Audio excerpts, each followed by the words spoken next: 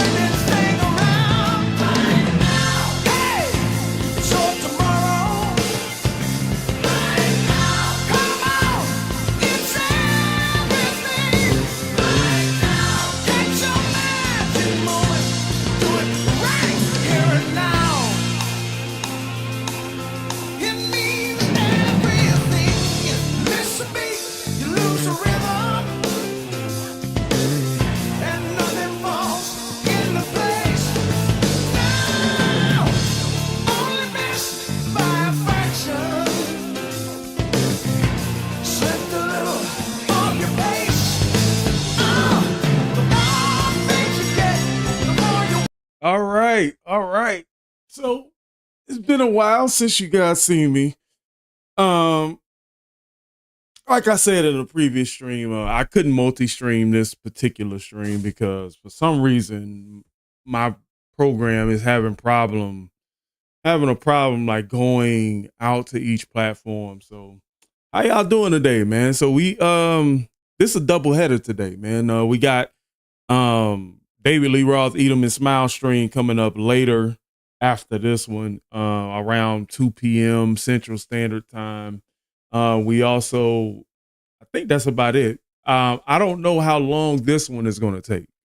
And I wish to some degree we had more people in here because it'll be a greater back and forth between me and y'all. But you know what I'm saying? What we have in here is definitely fine too. So shout out to Paulette, John, Draven, CD Stanley, all you guys that's in the chat right now. Appreciate you for being here. Been a long month. That the whole thing with the YouTube guidelines thing really slowed down momentum this month as far as live streams.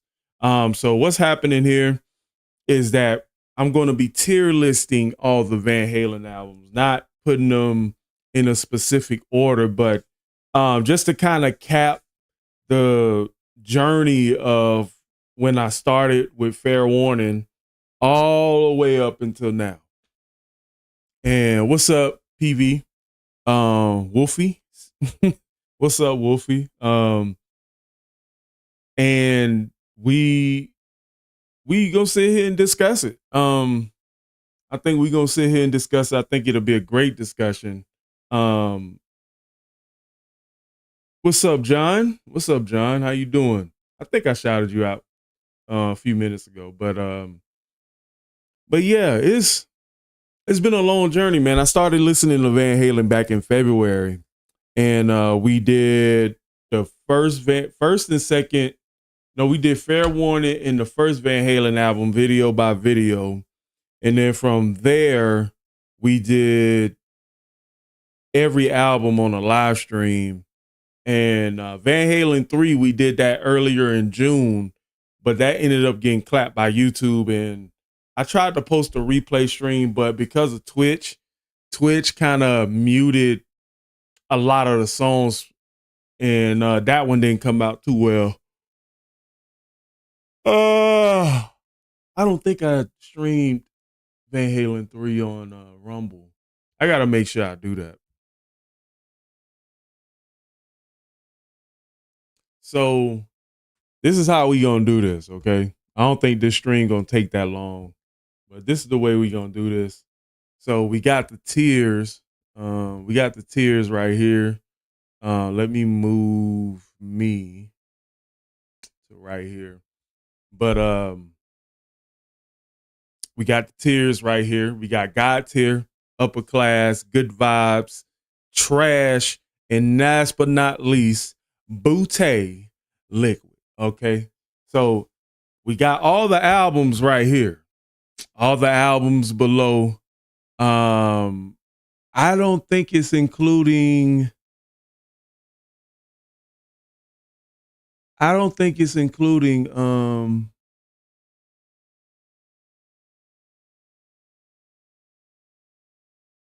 the last Van Halen album. So let me go find that one. What's the name of that album?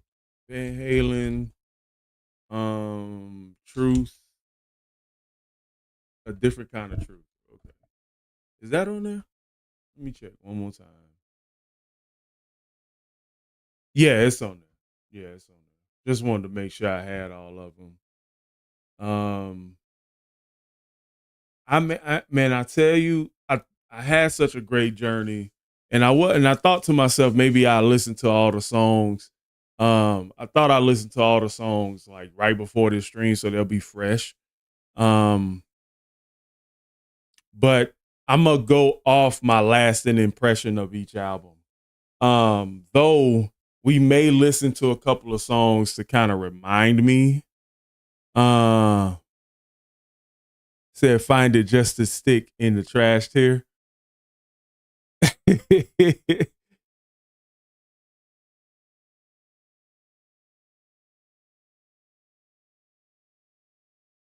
Well, let me.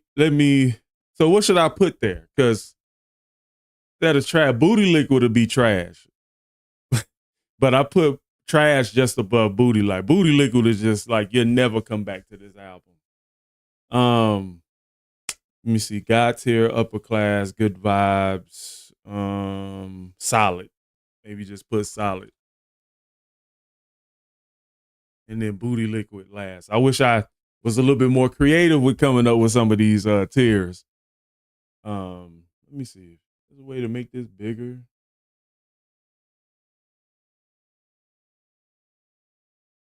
Nah, not by my standards. Not by my standards.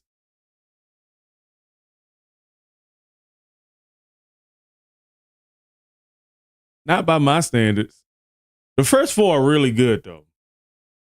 But God tier has to stand in a class of his own. God tier has to be an album that has unlimited playback. It has to be an album where every song could be a hit single. Yeah. So, funny thing is that, I got YouTube music up right here. And so, if I wanted to refresh myself on a few songs, I could just go back and listen to a couple.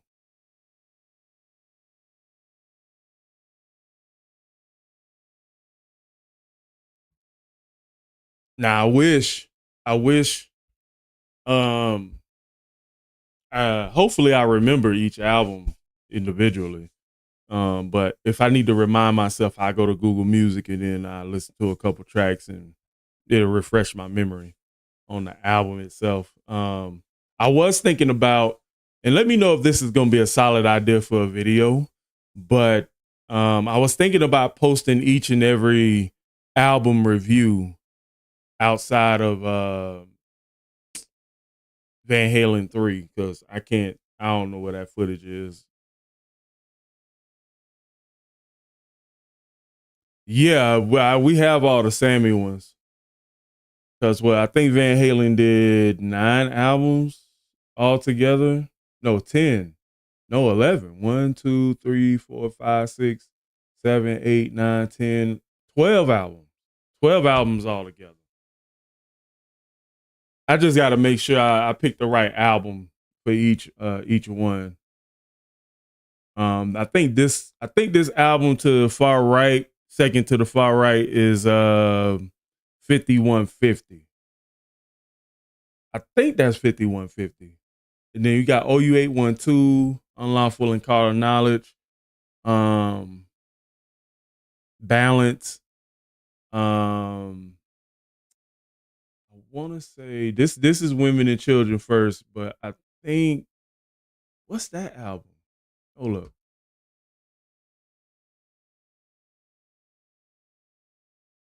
"1984." Okay, so that's 1984.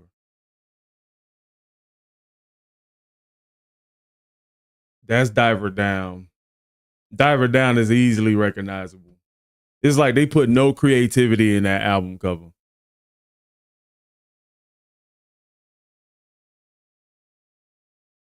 We got Van Halen 3, we got Van Halen 2, I think, and we got Fair Warning. So I think we have all of them, and then we got A Different Kind of Truth, with this the last recorded Van Halen album.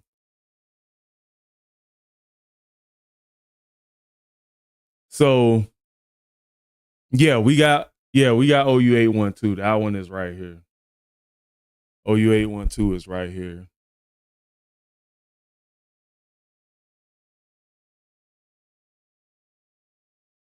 So here's the thing. Okay, so I listened to all the Van Halen albums in order, and I was able to kind of come to a general consensus with all the albums. I thought most of them, I thought, and I'm trying to remember my reactions to them, and I was definitely satisfied with all of them, I believe, except for Diver Down. We got Balance. Balance is right here. So I'm because it was rushed and there was a lot of covers on it, I'm putting Diver Down in the Booty Liquid category.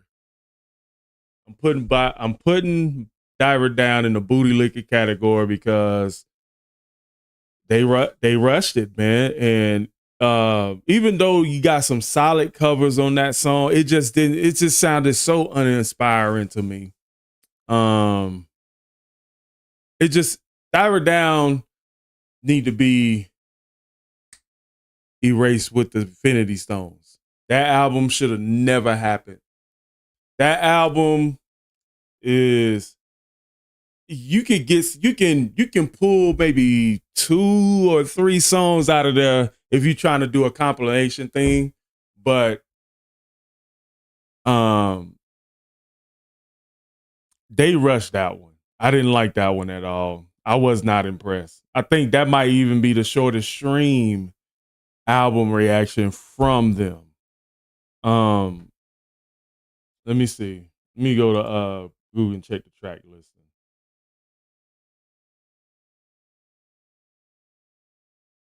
Okay, so Diver Down, 1982, 12 songs, 31 minutes. Now,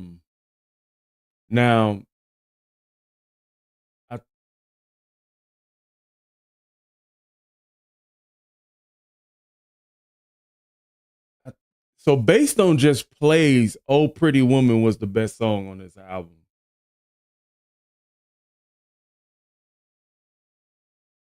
based off views. And then second to that is Where Have All the Good Times Gone.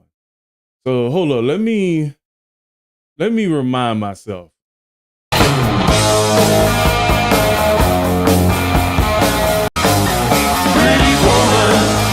Ah, okay. That makes sense. Pretty Woman. That cover did pretty good. Let me see Where Have All the Good Times Gone. Won't you tell me where have all the good times gone? Okay, I remember that one. That one's pretty good. It's the commercial, it's the versatility, it's the movies that this album has been a part of. So I can see the popularity with that one. Intruder has 18 million plays.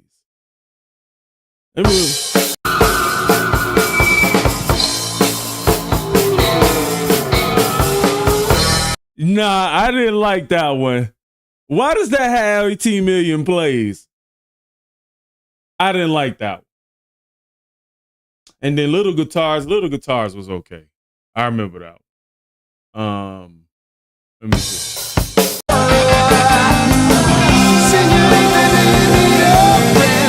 Yeah, I remember that one. I just personally, to me, it just felt rushed. I didn't feel the same creative inspiration from this album that I did. Nah, because the DLR solo joint is not part of Van Halen discography. It's not part of it. You just know David Lee Roth from Van Halen, so you're gonna attach his solo stuff to him. Give me the blue one.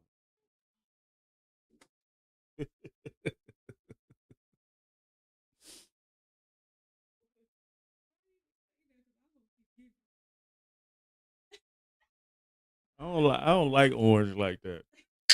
Mm-mm.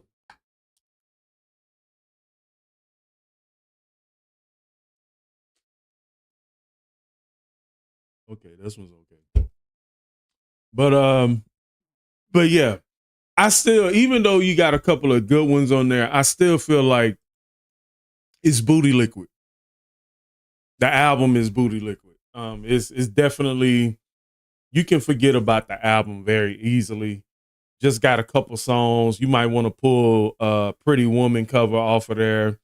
Where Have Good Times Gone, you may want to pull that one off of there too. That was the easy part, right?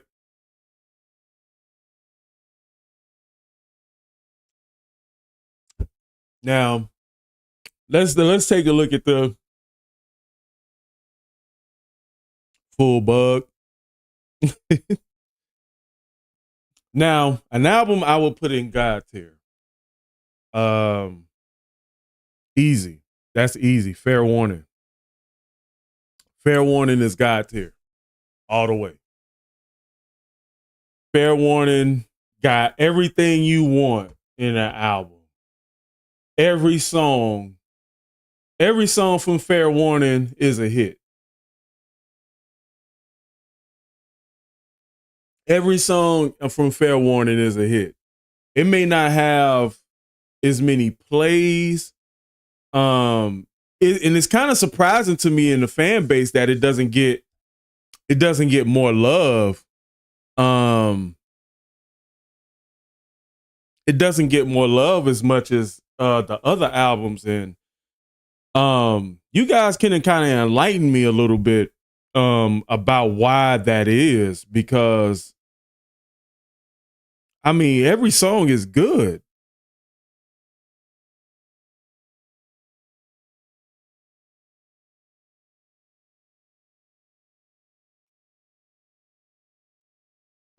It's a dark album, great album. Brown sound. What do you mean, Mark? What do you mean by brown sound? I've been seeing that phrase appear in my comment section in a lot of videos lately. Let me see.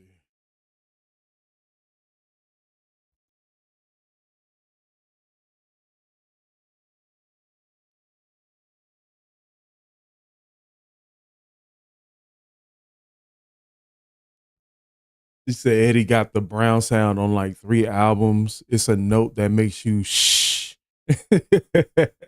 He said, "Hey Drake, that's my favorite LP ever. RR forever." I mean, Mean Street. Mean Street started this whole thing. If it wasn't for Mean Street being so good, you would have never gotten this whole series from me from Van Halen. This Mean Street was earth shattering to me. It changed my perspective on what I believe music is. It changed my perspective on rock music in general, rock and roll. Because I felt familiarity, like even with the groove of this track, it really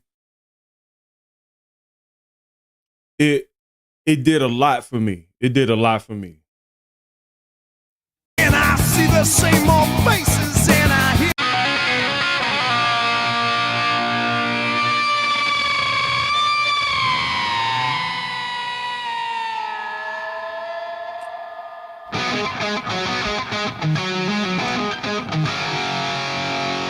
I mean, this right here,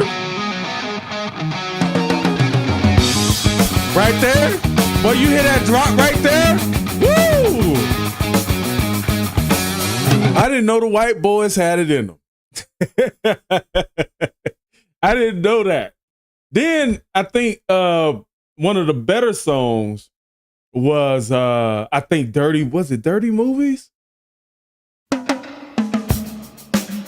Yeah. Dirty Movies was top tier.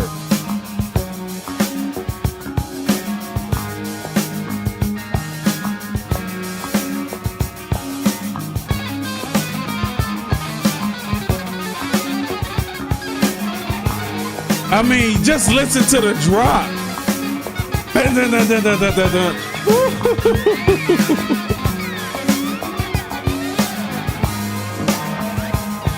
Here it is.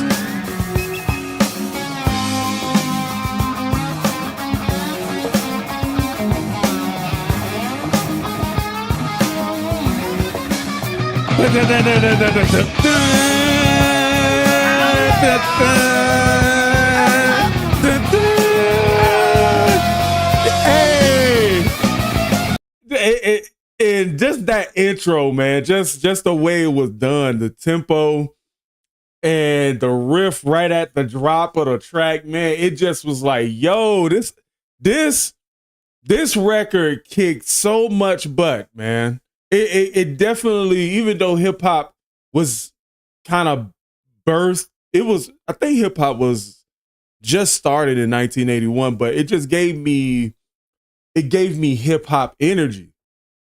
Dun, dun, dun, dun, dun, dun, dun, dun, dun, dun, dun. And I mean, bro, like just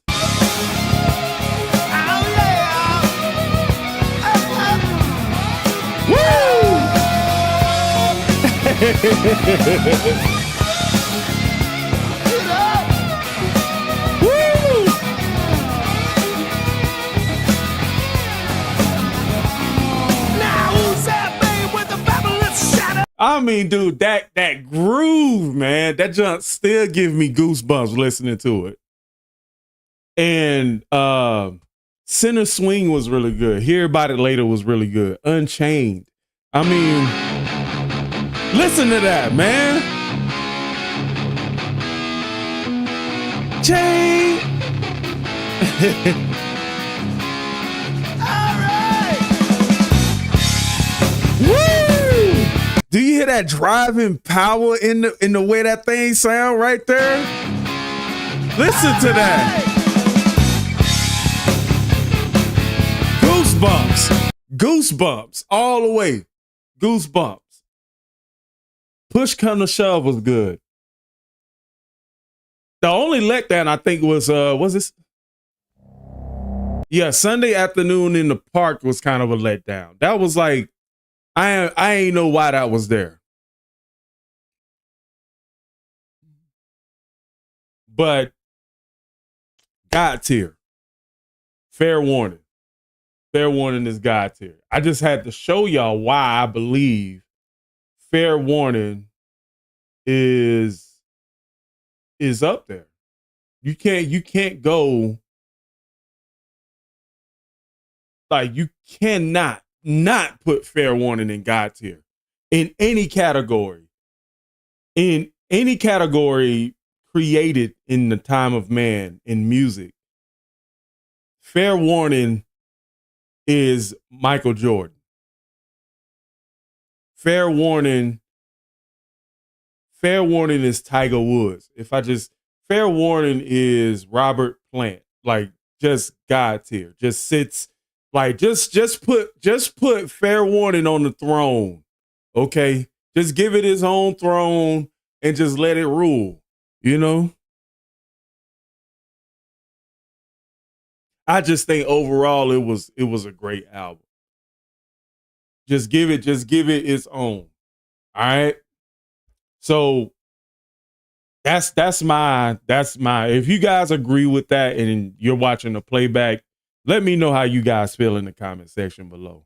But I think the general consensus of all Van Halen, David Lee Roth era fans, and equally, you know, Van Hagar fans too, but I just think this album just sits on its own.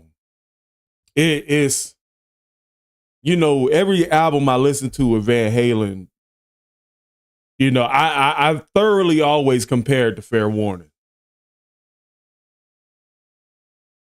Yeah. Van Halen is gonna be video by video. I think we had on the community tab. I'm very surprised by this, but of the 334 votes, everybody wanted me to go through Van Halen albums video by video. They wanted it video by video instead of live streams. And I even put live streams cut into videos and just general live streams. They wanted video by video. So what I'm going to do for the Van Halen fans that didn't catch the lives and don't want to watch the lives, I am going to separately cut those as well. I'm going to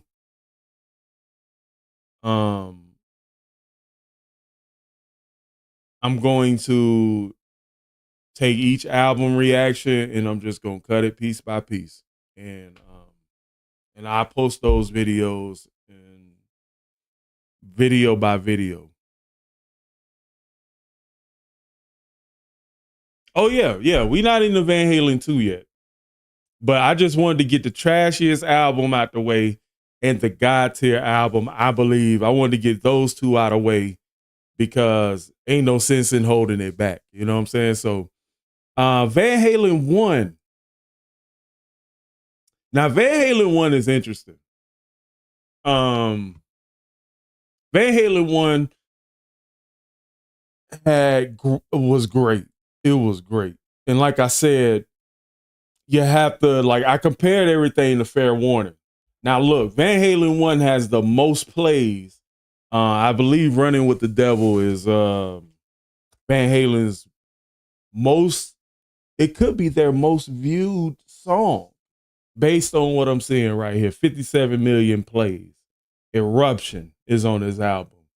You Really Got Me. Ain't Talking About Love. I'm the One. Jamie's Crying. Jamie's Crying is dope. Ice Cream Man is dope. Atomic Pump. I mean, this if you're looking at it just from the playback, this is what you see right here. That's playback value. That's playback value. That's yeah. This album definitely is a candidate for God tier.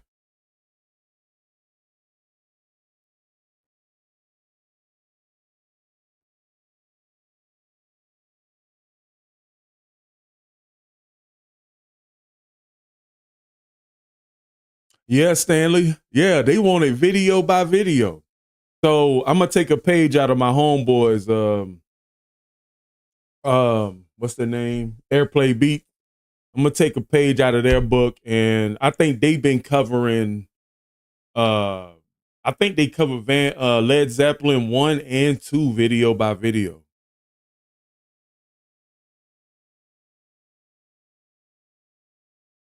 Yeah. So we played Running with the Devil at the beginning, but when you talk about Eruption.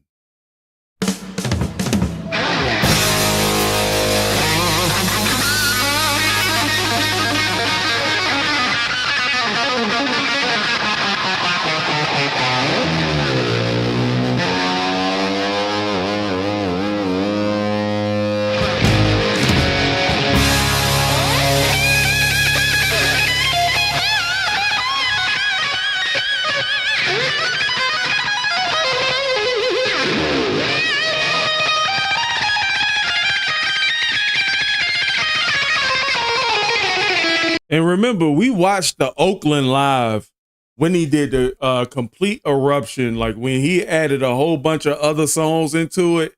And I mean, like this Van Halen 1 is definitely one of those albums that moved the needle as far as standard rock music. Like just from the fan base's reaction to this album is amazing.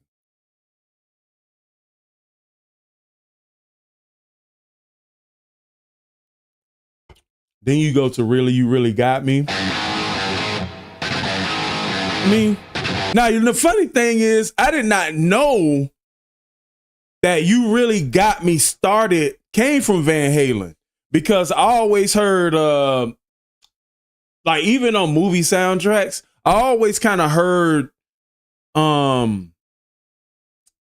different versions of it. You know what I'm saying? Oh, it came from the Kinks?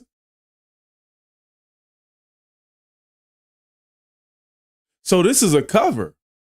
That's surprising.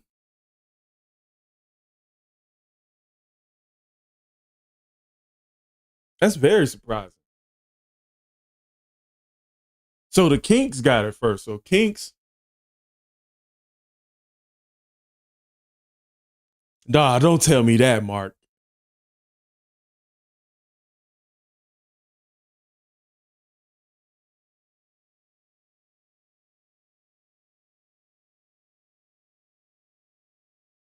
Oh, don't tell me that. Nah, I thought, Mark, I thought Diver Down had all covers on there. Hey, glorified cover band. Dude, I had a video I posted. Maybe in end of January, and it was called Originals versus Covers. And if you go watch that, it's eye-opening.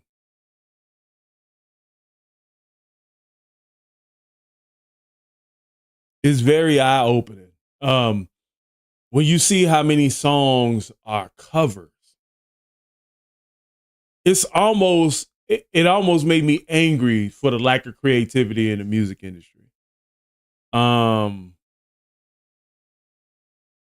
It definitely made me angry. It made me kind of change my opinion on a couple of artists. A couple of solo artists, like especially when it came to Elvis.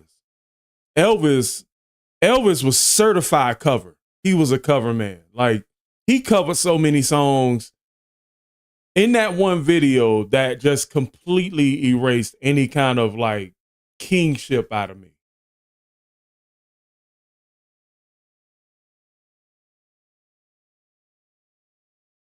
Like even though he had the charisma and the stage presence, and I can't take away that from him. He got something.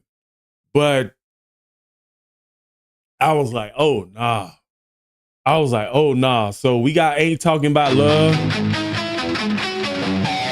I like this riff at the beginning of this song right here.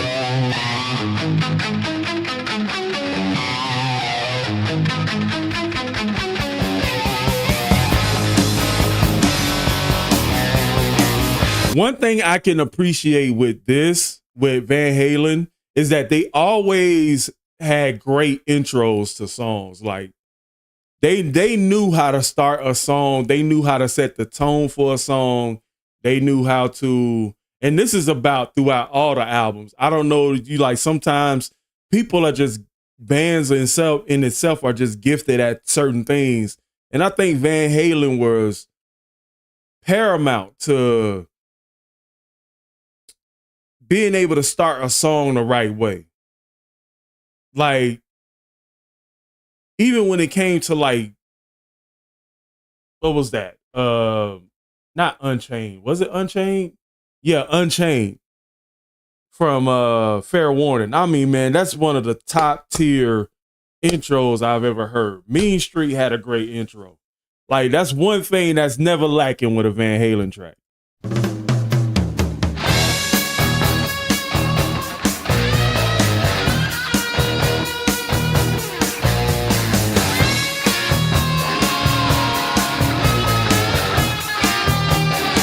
And the funny thing is that in a lot of Van Halen songs, you can hear the title of the song inside of the intro. Like, this intro for Jamie's Crying literally is saying Jamie's crying.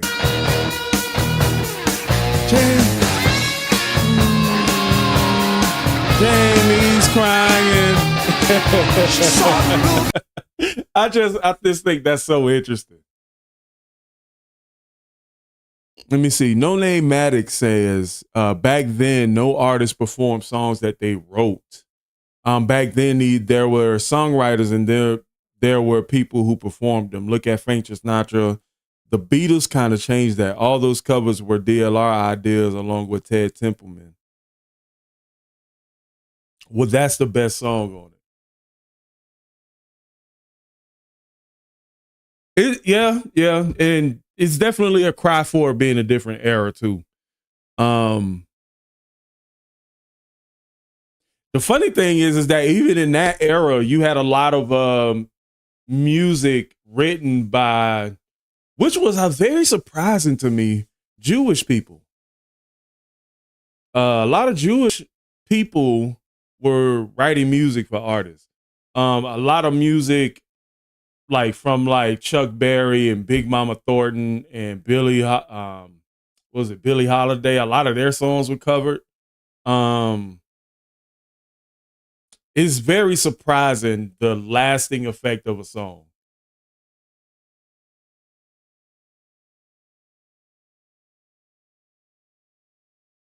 So let me see. Old blues guys used to do a lot of ton of covers. 60s, a lot was studio musicians, not the bands on the albums. Even Ray Charles did a lot of covers. Stevie Ray Vaughan with Lonnie Mack, for example, did Boom Boom Boom. Just watched Living Color video. What's up, Andreas? What's going on, man? That Living Color, one of my favorite bands. But we kind of getting off track though. All right, Lee. And I know you guys are just responding to a lot of what I'm saying, but Atomic Punk was good. Feel Your Love Tonight. Listen to that.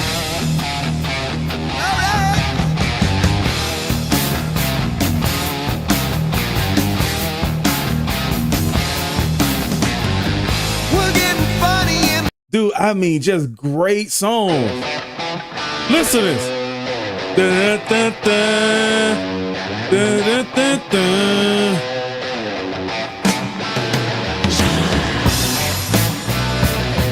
Woo! Lil Dreamer was cold. Lil Dreamer was a cold piece. But dude, I really like Ice Cream Man was special. Ice Cream Man was special.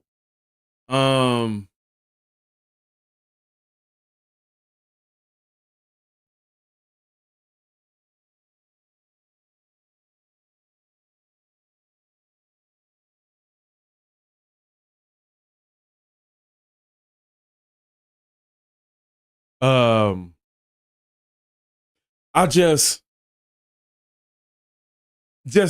like this is complete. So let's what are we thinking here? I think Van Halen 1 is also God tier. I think Van Halen 1 is definitely God tier. It was culturally shifting. It definitely moved the needle as far as like standards of rock and roll. Eddie Van Halen probably was largely responsible for that too. But because I remember my first reactions to this is that I couldn't even decide which was better. So if I once I couldn't decide which was better, they on the same level. And anything that's God tier is always culture shifting.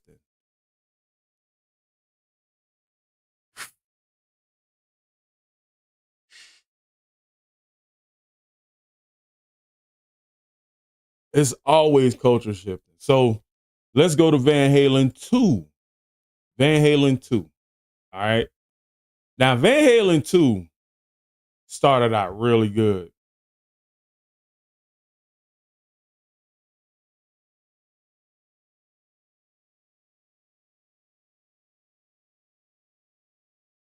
Let me see. Now, Spanish Fly, Out of Love Again, Somebody Get Me a Doctor. That was really good.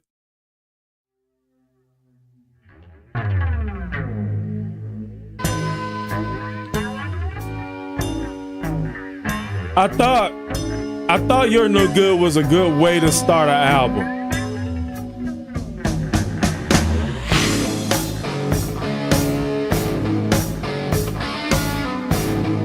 Because you know, a sophomore album, man, you got to kind of start it out right. And I think that with this one is that they started it out like this on purpose. Well,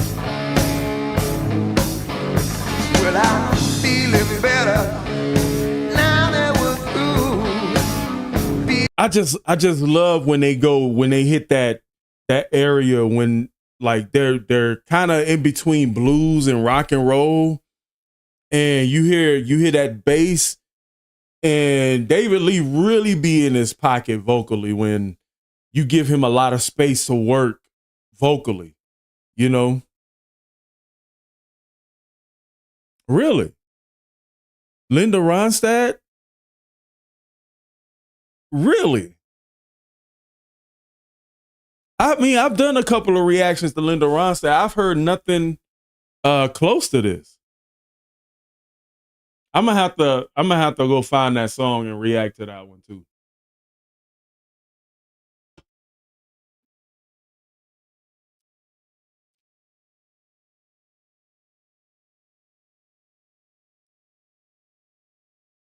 Then Dance the Night Away.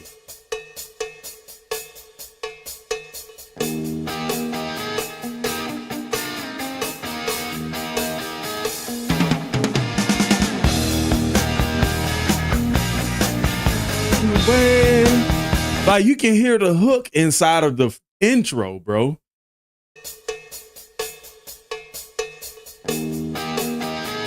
Dance the night away.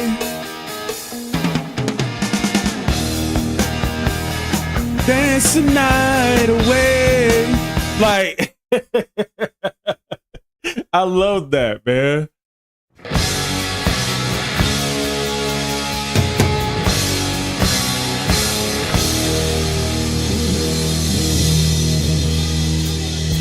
And I know we talk about Eddie, but don't sleep on Alex, please. I think Alex Van Halen, I haven't heard every drummer in the world or every band, but Alex Van Halen has to be in the top 10 drummers for anybody.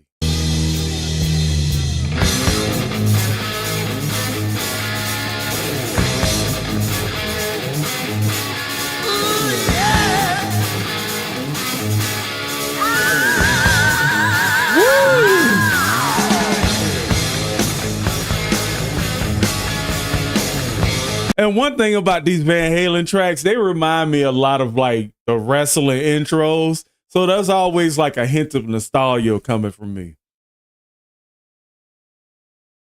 There's always a hint of nostalgia. Like they always you could tell a lot of wrestlers were using songs from specific bands that they was listening to. And I like Bottoms Up too. Oh yeah, Bottoms Up was cold too.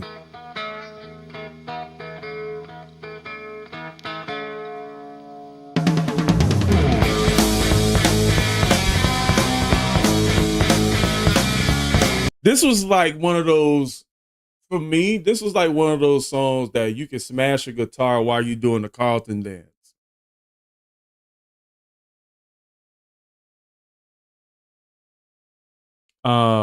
You can definitely Carlton dance and maybe ride the wave to this.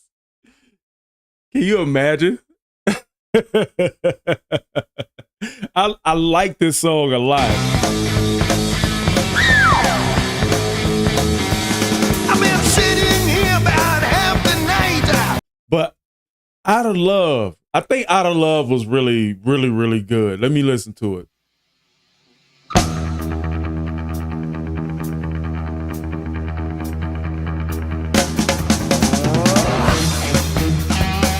Yeah. Dun, dun, dun, dun, dun, dun, dun. Ooh, woman out, a silly games you play. Yeah. Wow, dealing with your trouble stroke me away. Yeah. Dude, and there was a lot of different like patterns and stuff like that. Like this album really helped me. It really helped me really gain a lot of respect for Eddie. And his creativity. Like one thing that shines brightly to me, like, is the creativity level. Like, let me see, Mugnify, You Should See a Van Halen tribute tour with Sammy and Mikey are coming to your city. Let me see. Let's check that out.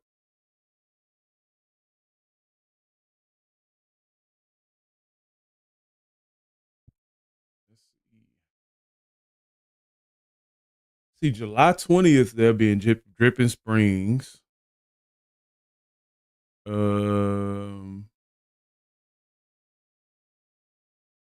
August 20. Oh, wow. So August 22nd, Sammy Hagar will be in Dallas. So I'm pretty sure he's going to be doing some Van Halen.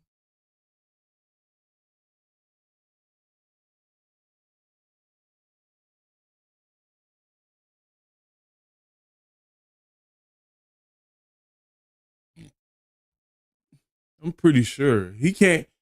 Yeah.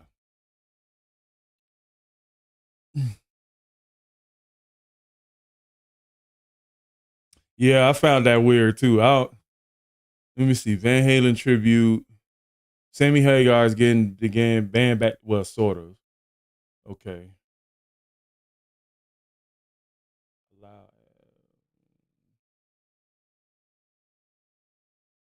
Man, leave me alone.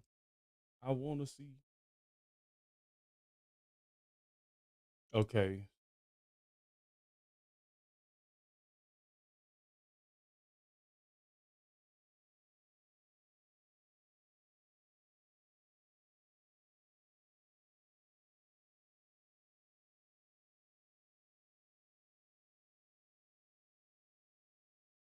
Mm-hmm. Let me see. They were in Florida. So yeah. So August 22nd, they'll be in Dallas. August 22nd, they'll be in Dallas.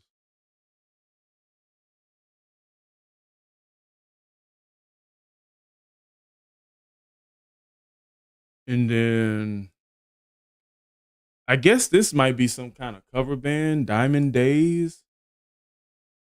Yeah, a tribute to classic Van Halen. I think it's a cover band. Yeah.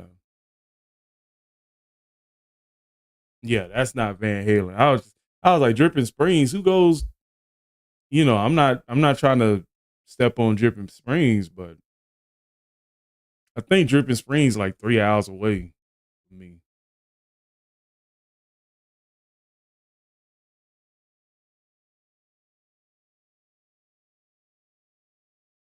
So let me see. SeatGeek. Ooh. The VIP package. I actually want to, let me see. Where's the like Sammy, like I don't want to go through no third party. So Do Eski Pavilion. Maybe if I go through Do Eski Pavilion. Cause I don't want to, like if I did pay for it, like I don't want to go through a third party. Like I would want to pay for those tickets there.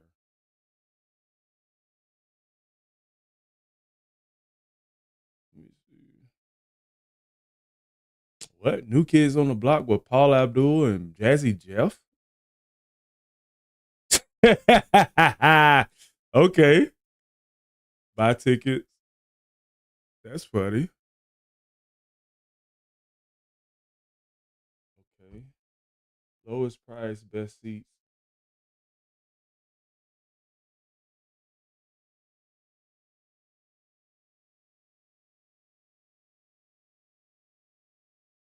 Ooh.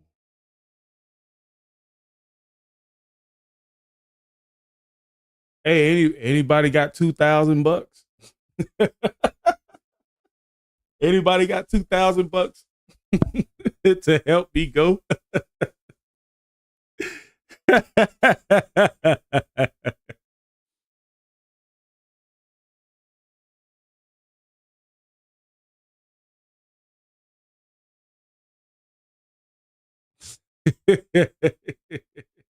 Let me see. So to sit anywhere in the front, you paying some money.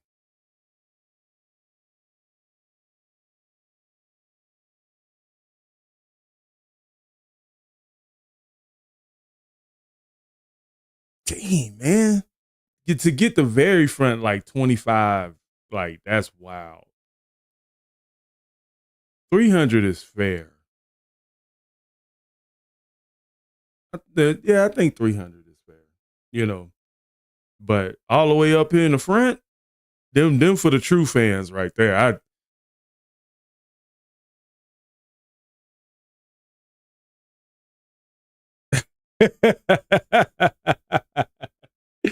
Yeah. Honestly, I'm fine with any seat. I would be fine with any seat. If they had like the club seats, let me see. That's fair. Let me see. Because I know for a fact, like my wife ain't going to this. Like I'll be going by myself.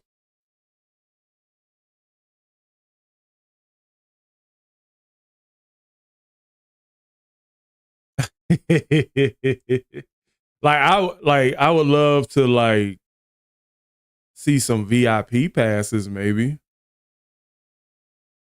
Like if it was a chance for me to meet the band, let me see, take a seat bundle, lawn ticket, and lawn chair. They'll give you. Like that's what I would want. Like I would want to meet the band. Like I would want to like shake hands. This right here, all this is crazy. All this is crazy. This box, this middle box right here, to me 300 is fair. 300 is fair. Like I don't know, bro. You know the only people sitting here is like multi-millionaires, bro. People who doing like over 3,000, 300,000. Like you know for a fact like anybody sitting right here is sacrificing bills and rent for this. Silly money. I wouldn't even do a GoFundMe for me to sit that close. Like, I know you guys would like contribute if I wanted to sit that close. I know you guys would contribute to that because you guys would want me to get the good view, but I wouldn't even let y'all even donate for that. Like, that's wild work. That's diabolical. That's wild work right there. I would not even allow you guys to even, like, even if somebody paid for me to, the only way I would take if somebody paid for this seat is that I'm at least meet the band and get pictures. Like, that's the only way that ticket is worth it.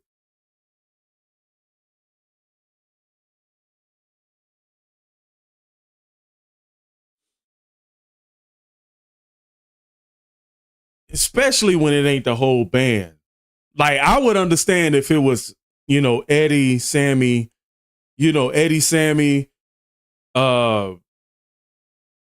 Mikey, and Alex. Like, I would understand. But that right there, that's diabolical right there.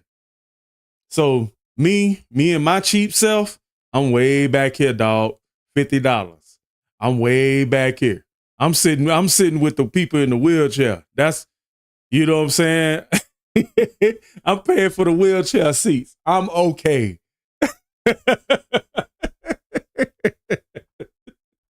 I'm paying for the wheelchair seats, dog.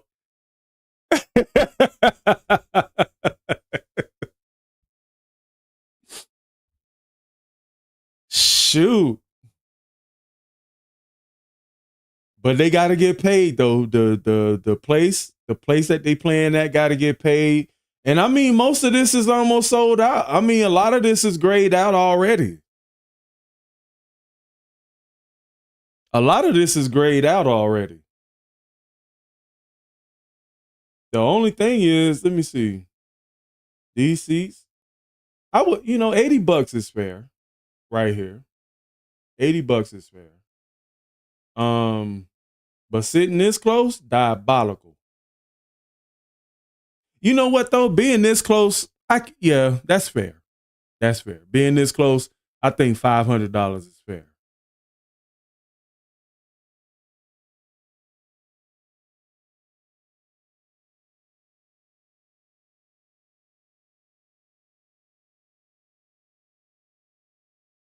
I think top of the scale, $600 is fair.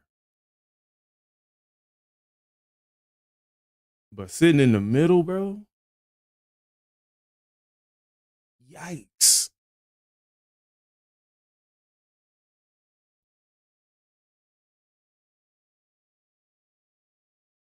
Said Motley Crue was doing stadium festivals with Poison and Rat selling tickets for $2,500, and it was backing tracks and pre-recorded vocals lip sync.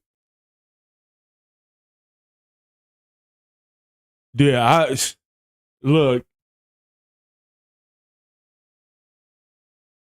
Paying, oh man, I couldn't imagine paying for a lip sync concert. All right, so what was I talking about? Let's get back to this. What were we talking about? Van Halen II. All right. Light Up the Sky. I remember Light Up the Sky being one of my favorite tracks.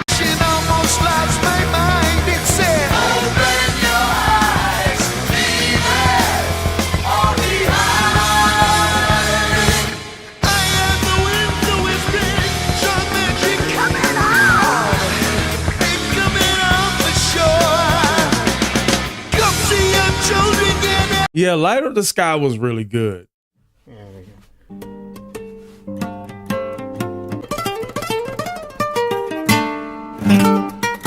Yeah, I think Beautiful Girls was really good too. Woman in Love. I thought Beautiful Girls was an excellent exit to the album. I think Woman in Love was like a Lotion song, right? Oh yeah.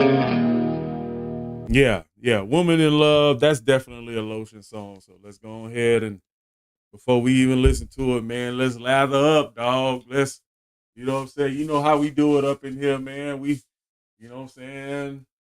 You know what I'm saying? We got the lather up. We got the lather up, y'all, before we listen to this.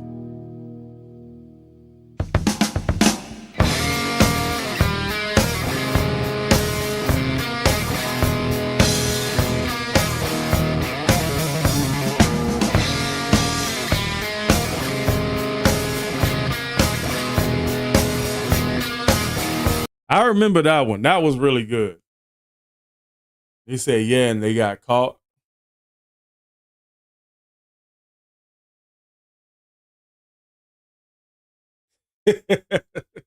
So, well, we got the lather up. So,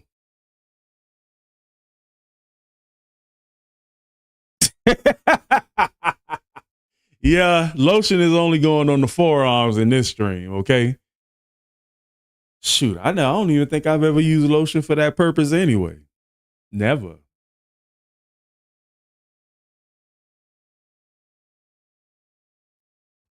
All right, so final verdict.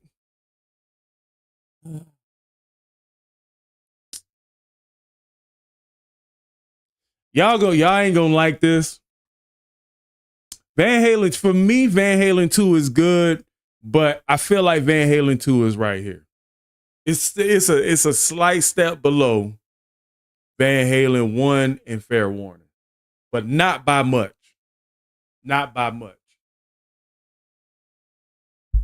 Not by much. I don't think Van Halen 2 moved the needle.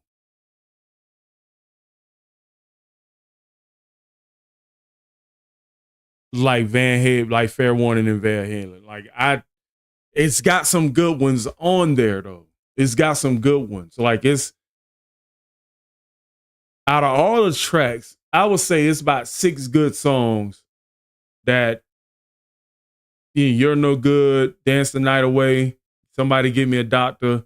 Bottoms Up was real good. Like the first 6, I might be wrong. Like 8 out of the 10 tracks might be good. But it pales into comparison, like just sound wise, most memorable tracks. I think Van Halen 2, like if a 10 out of 10 is God tier, Van Halen 2 would be like a 9.6. Van Halen 2 would be like a 9.6. Don't shoot me. Don't shoot me, y'all. But it's definitely in the top 3. It's definitely in the top 3. Like, I'm not going to disrespect Van Halen 2 like that. I'm not going to disrespect Van Halen 2.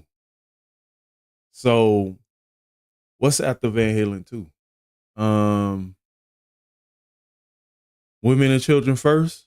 I think so.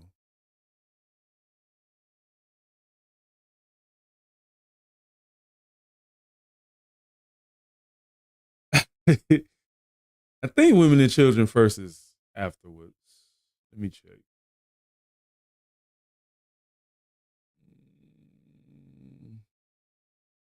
Yeah, Women and Children. Yeah, Women and Children First is 4. Now, Women and Children First. Kitty. Hold up. Let me. Beautiful Girls was my favorite. But that don't mean it's better than Van Halen 1.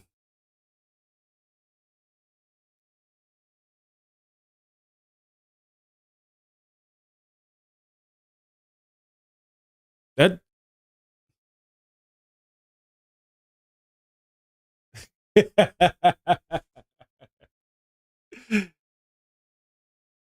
You think Dance the Night Away is the worst song? That's what I'm saying. Like, I feel like it's.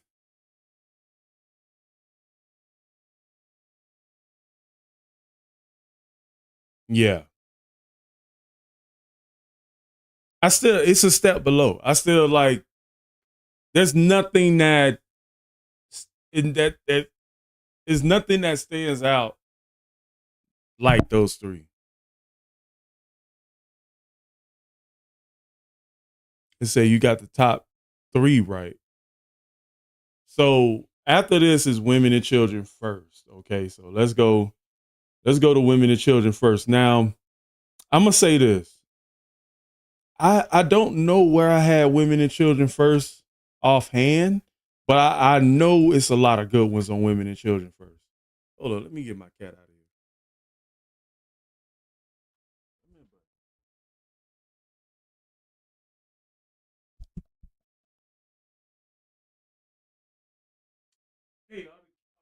still out there?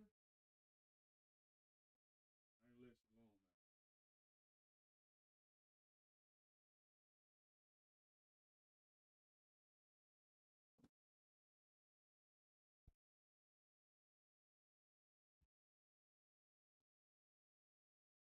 alone. Okay, so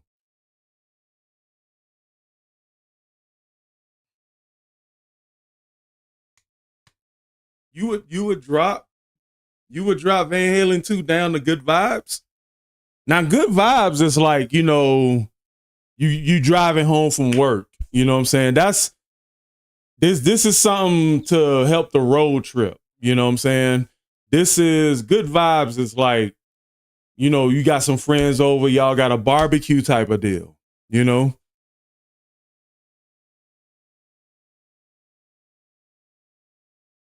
So when I say God tier, it's like, God tier is like part of every Van Halen. Like if we arguing about a Van Halen album and where it stands, you gotta put Fair Warning and Van Halen 1 in that conversation. Like I'm pretty sure in the realm of arguments, Van Halen 1 and Fair Warning probably like there's an argument for which one is better. So the Cradle Will Rock.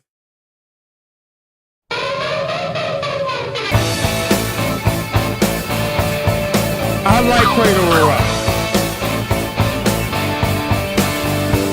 Well, they say it's kind of frightening how this younger generation swings, And I like this one. I like this one. I thought I thought the first three was really good on this album. I think. Yeah, let me listen. Yeah. Dude, if for my wrestling fans in here, don't the beginning of Everybody Wants Some sound like the Hardy Boys theme? Like the drum pattern, like.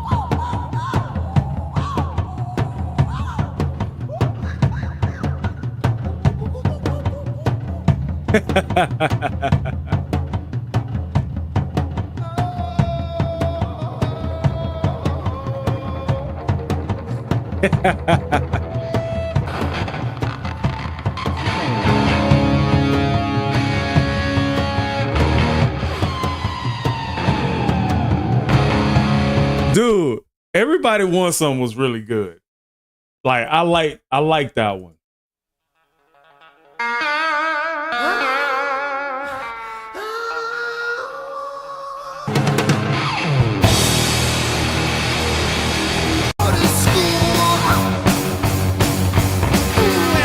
And I remember, and Fools was really good, but I think I remember really liking Romeo's Delight. Oh yeah.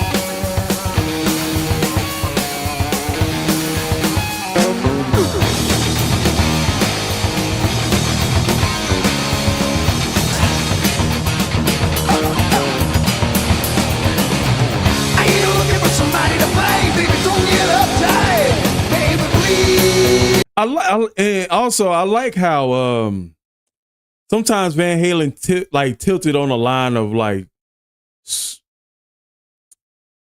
I don't want to say heavy metal, maybe power metal. Like they always kind of tilted that line, but they never like went over the line. They always kind of kept themselves true to themselves. Like it's hard to describe because I don't know the term exactly. It is like. But you'll get some tracks that really sound close to power metal, but it won't like go over that line, you know? I ain't looking for somebody to play, baby, don't get uptight, baby, please.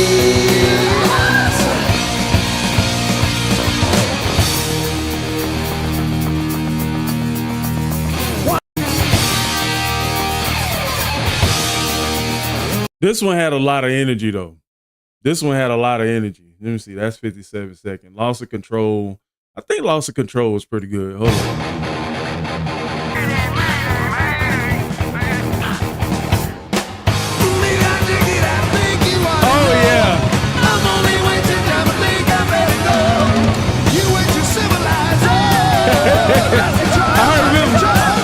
I remember that. I took my hair loose and was swinging my hair on that one. Like, Lost Control was really good. Lost control, lost control, lost control. Lost control, lost control, lost control. Lost control, lost control, lost control. Lost control, lost control, lost control. Feeling ticket, I think you, I know it. I'm only way too dumb to think I may go. You way too civilized. I like the fact that you can actually hear them and like experiment in this. Pure pop rock, hard rock, they influenced Pantera big time, really. I wouldn't have thought Pantera would be nowhere near inspired by Van Halen, but you know.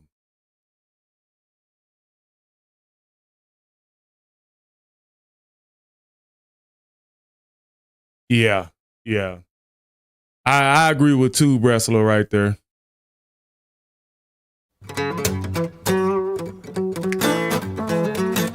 And Take Your Whiskey Home was pretty swaggy too.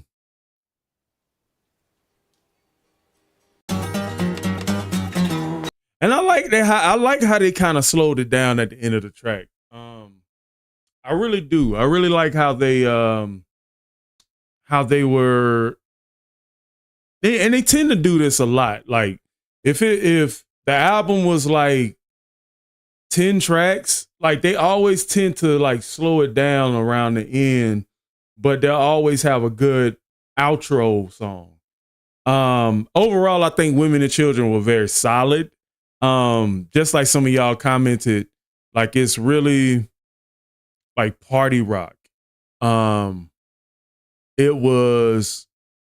felt like Van Halen was doing a little bit of experimenting here. So, man, I don't know. Women and Children First might be good vibes.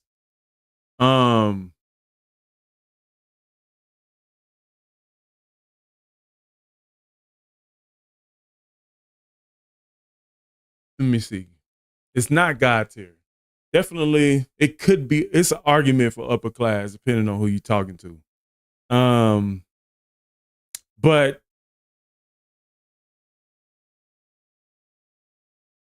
because since I'm not going to listen to the whole song in this stream, I'm just kind of trying to remind myself of how I felt at the time.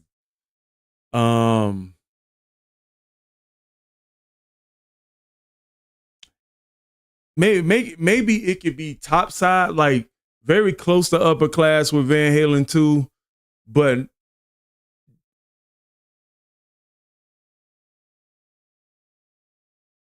dude, No Name Maddox. I tell people all the time, influence doesn't mean copying, bro. I'm glad somebody knows the difference.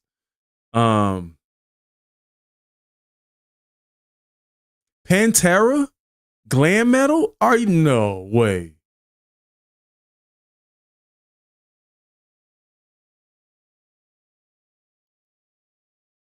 Glam metal? Pantera. Like, I just did a Pantera reaction. Like, heck no.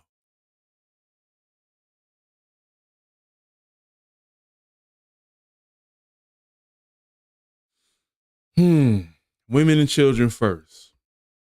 Women and Children First could be, it's either low upper class or high good vibes. For me, it generally how I feel is like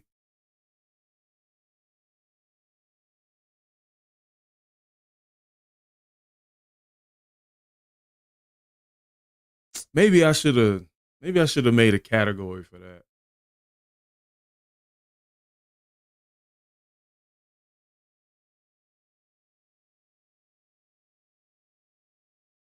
You think so, Drew? You think Women and Children First was better than Van Halen II?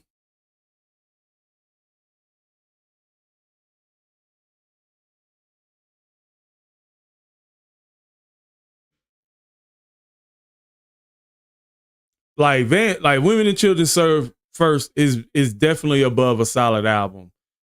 I just feel like it's like scratching the surface being upper class.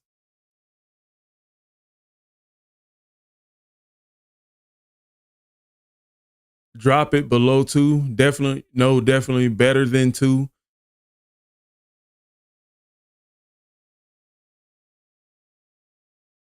So what? Hold on. So I'm gonna see where y'all stand. Let me see. I need a poll. I need a poll.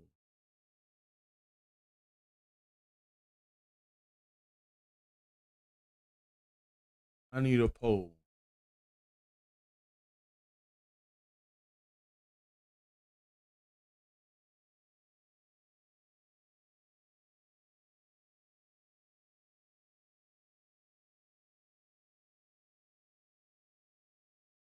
I'm gonna give y'all 1 minute on this one. I'm gonna give y'all 1 minute on this one. I need to know who was better.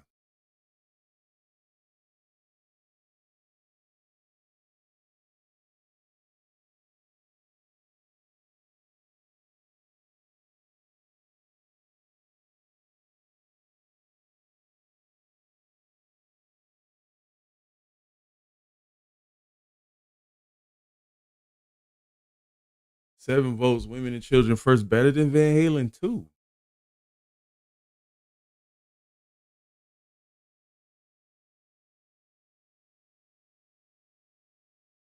Oh, it's moving. Okay, we got 50-50. 5 of 5, 13. Women and Children First.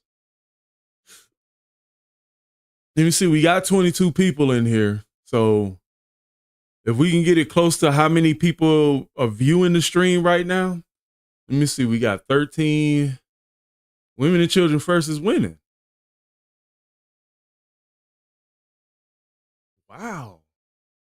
Okay, we up to 50-50. If it ends at 50-50, dude, I'm gonna have to be the tiebreaker. See, 14 votes out of the 20 people in the chat. I wish I had a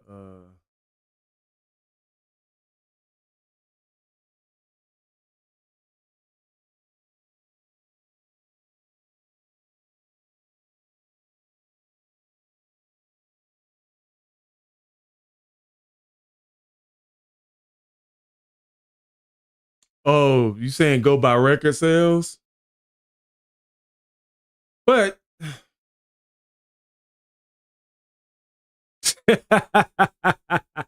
okay, Van Halen 2 is winning right now. Van Halen 2 is winning.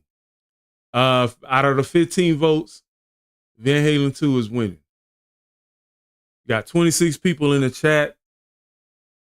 Vote on is whether Van Halen 2 is better than Women and Children First, please. I'm very curious about this. Let's see if the fans can sway the vote.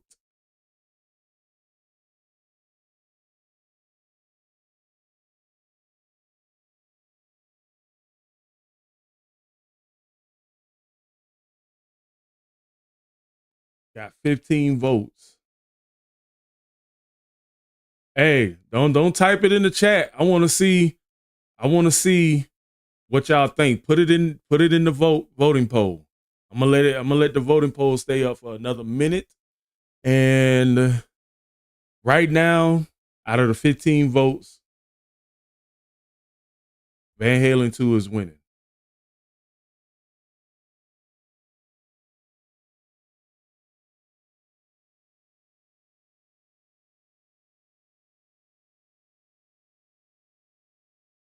Yeah, I do. I don't remember a lot of Eddie solos on Women and Children First. Yeah, you're right, Drew. You can't go wrong with either one of them.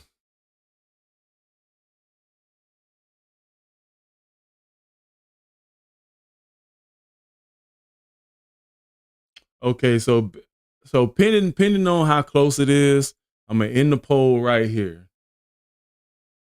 All right, I'm gonna end the poll in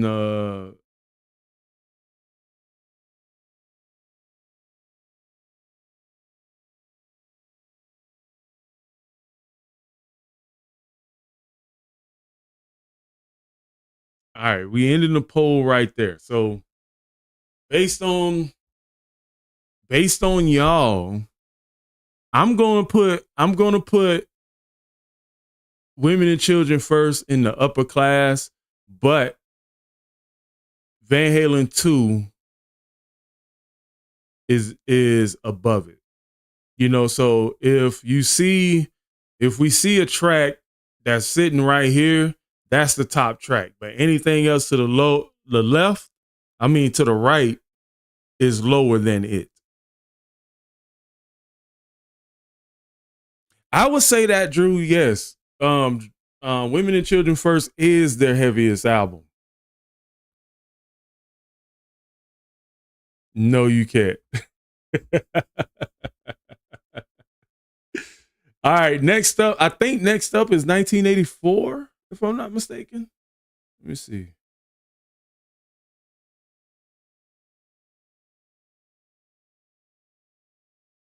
$1984 is first, right? I mean, it's after Women and Children First.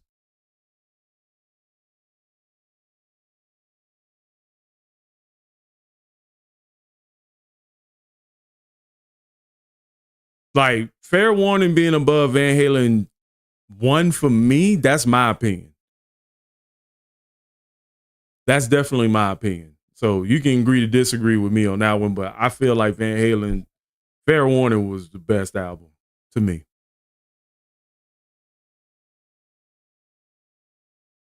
Okay, so I think 1984. I think 1984 because I already did Fair Warning. I already put that up in God tier. So what's after Fair Warning? 1984.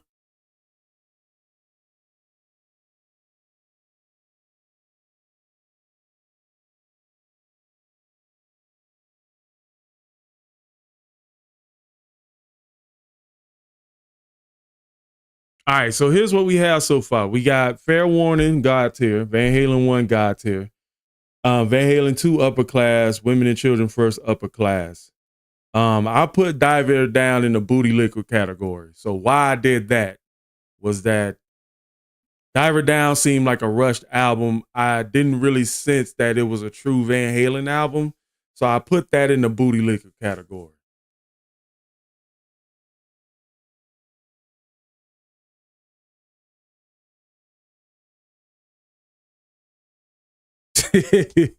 And the funny thing is, nobody in the chat has fought me about where Diver Down is.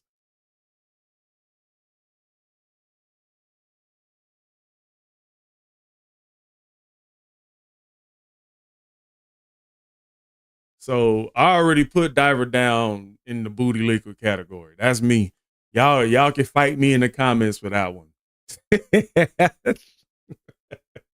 Y'all can fight me. Okay, so since we already did Diver Down, what's after Diver Down? 84? Okay, so this is 84. So let's review 84.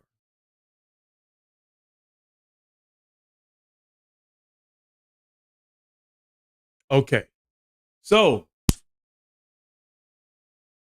1984.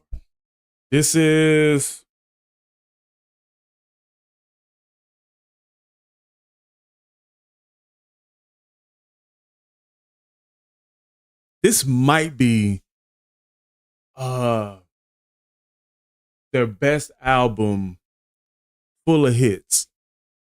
Because Panama is a hit. Hot for a Teacher, one of the is a hit. Jump is a hit.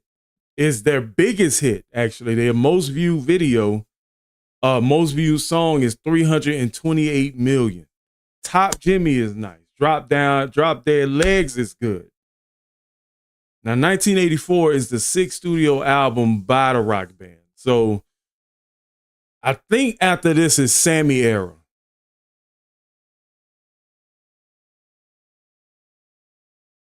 You think Diver Down is good vibes?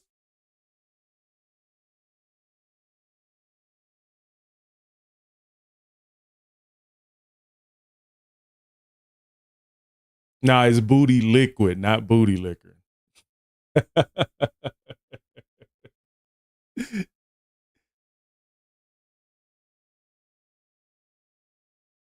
Like Panama, like I'm not even gonna even preview Panama. Panama is great.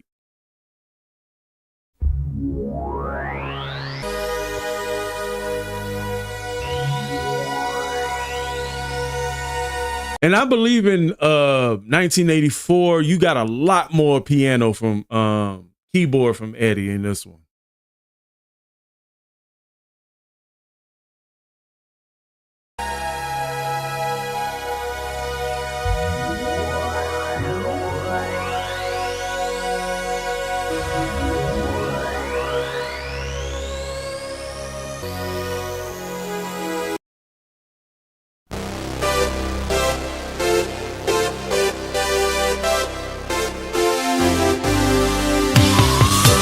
I swear, the beginning of Jump sounds like the old TV Guide channel. Like the music that came from the old TV Guide channel. That's what Jump sounds like at the beginning.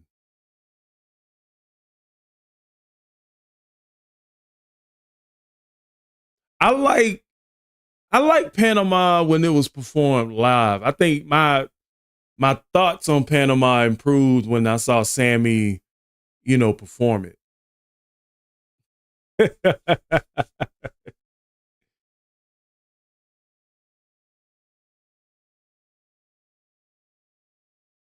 You remember me liking Top Jimmy a lot? Hold up.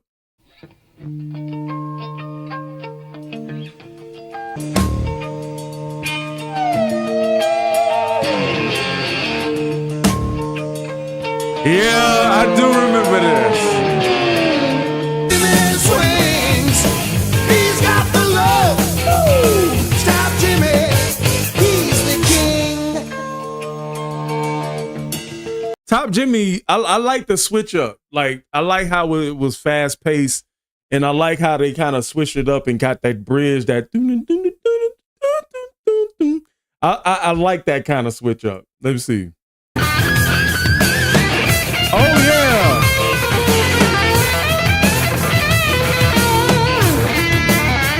You know what? I ain't afraid to say it. I think Top Jimmy might be the best song on this album. I think I ended up liking Top Jimmy. Trump. Did I put Top Jimmy like top 2?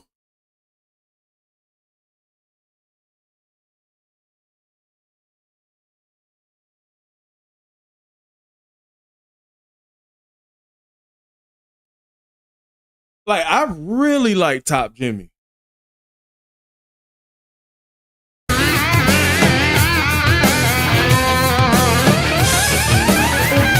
Yeah, I was really feeling Top Jimmy. Drop Dead Legs, I remember Drop Dead Legs being pretty good too.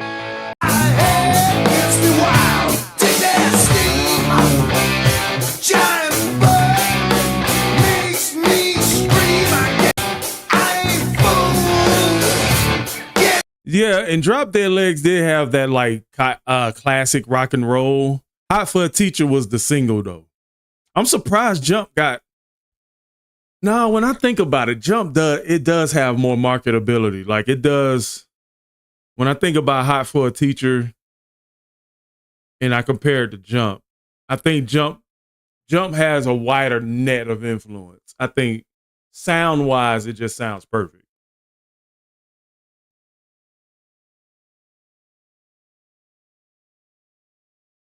See, I'm hard rock and heavy metal, and 1984 is pop like Michael Jackson. Shh. Look, there will be no Michael Jackson slander in this chat, okay?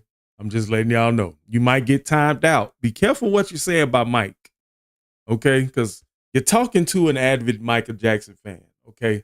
Like, I don't play about Mike. Don't disrespect Mike. Let me see Girl Gone Bad.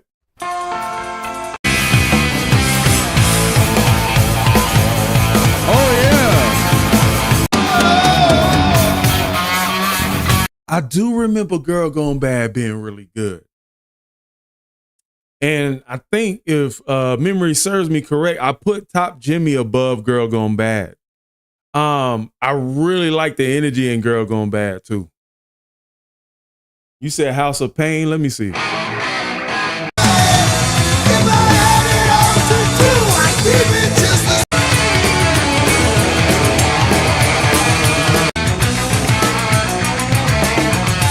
Nah, for me, I think it was Top Jimmy. I'm gonna go with that.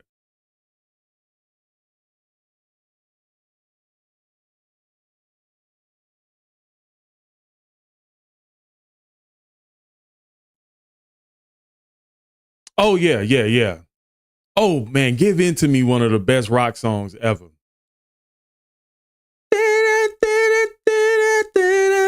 Around, but it's okay. Love is a feeling, quench my desire. Give me my own day, making me higher. Give in to me, give in to me.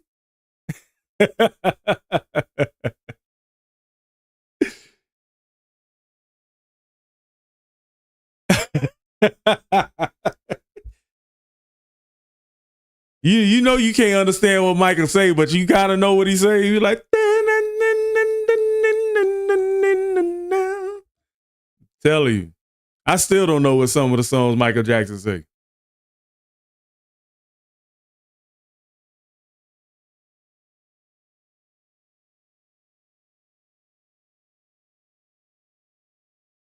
Okay.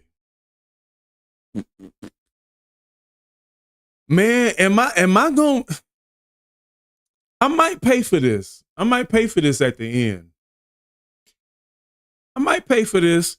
I'm going to put Good Vibes. I don't think anybody disagrees with that. I think I'm gonna put 1984 Good Vibes. It's got some hits on it. It's got some hits. And after we done with this, we're gonna see how the community ranks it. I don't know, man. I can't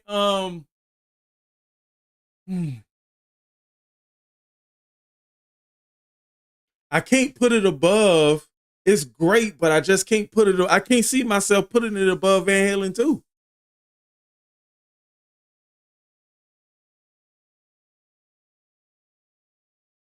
Like, so it could be either upper class, but it's still lower than Women and Children First. Even though 1984 has Van Halen's most viewed song on it. But at the same time, like y'all said, it's those videos. The videos really help the song pick up. So it's either this, like it's either Women and Children First. You could do this, and I'd be totally fine with that argument. But I cannot see 1984 being better than Women and Children First. There's an argument for it, though. I will say that.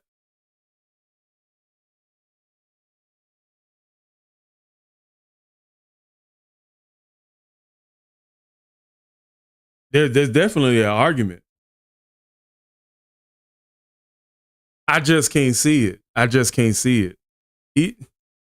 I'm pretty sure if we was to let's see what I was going to wait, but my curiosity is killing me. Ooh. Hmm.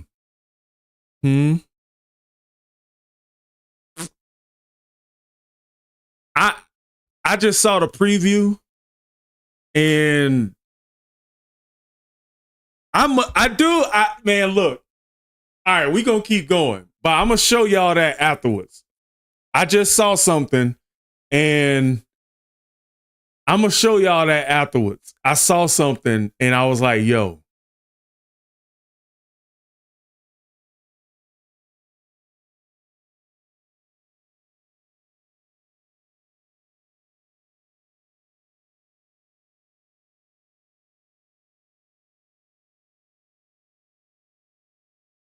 I still think, even though Women and Children, even though 1984, the benefit of 1984 is the music videos, but just because something hits the charts doesn't mean it's better. Like, there's Michael Jackson songs, I believe, that should have made it on the bad album that didn't make it. There's like, you could say Michael Jackson's Billie Jean is the most viewed song, but you could say Billie Jean not the best song. In a lot of fans' opinion, Billie Jean probably in the top 3, but like, my musical taste, like, Billie Jean is the most memorable song from Michael Jackson, but best, I don't think so. Yeah. So Good Vibes would be something that sits in that category. Like, Good Vibes is like, yo, I got some friends over. All these albums can be that, but you know, I'd be like, yo, I got some friends over, cool vibe, we drinking, we watching the game. I would put Women and Children first in that, but you can't put it up there. It's Seasoned Chicken, right? God tier is Seasoned Chicken, bro. Like, you cannot put Fair Warning. You can't put a lot of these albums next to Fair Warning and Van Halen 1. You just can't.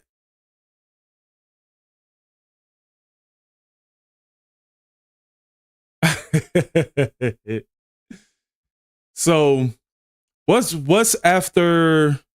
I think we moving into Sammy era after this. So it was 1981, 4, and I think 5150 was after this, right?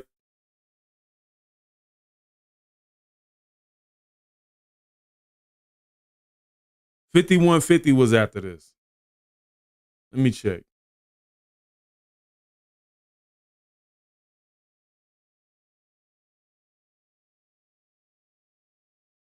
I think it was 5150, then OU812.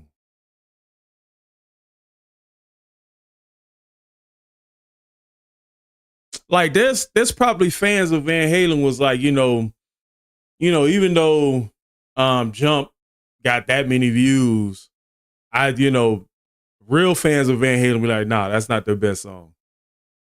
Like, if let's put it this way, if Mean Street had a video, I think Mean Street would probably be one of the most viewed songs of all time.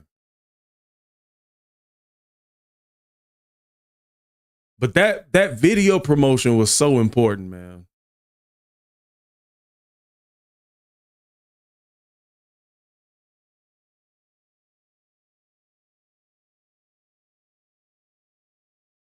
All right.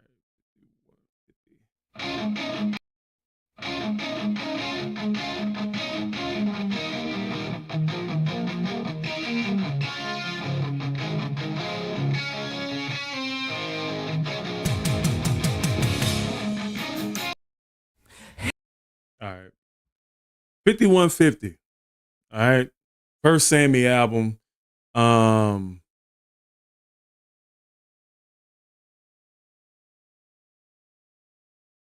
5150.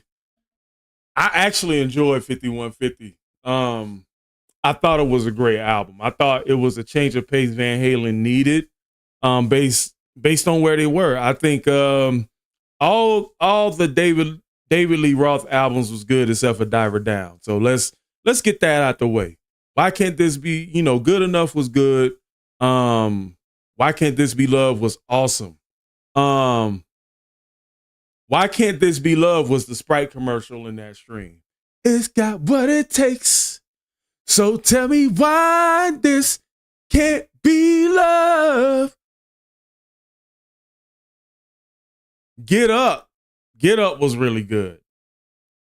Summer Nights, Dreams, like all of that was good. I thought, I don't even have to remind myself of 5150 because it stands out.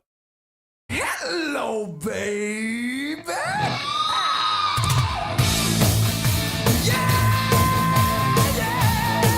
And like, this is Sammy's first album. He got to kind of separate himself from Van Halen, David Lee Roth. And he came in with the right energy.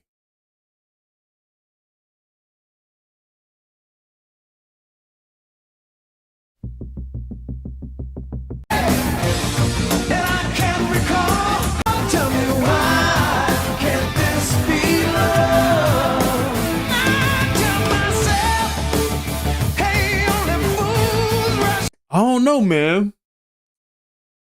5150 is not good vibes.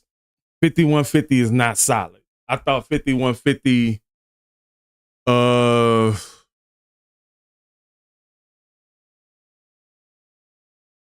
I'm unbiasedly doing this. I thought 5150 was good, man.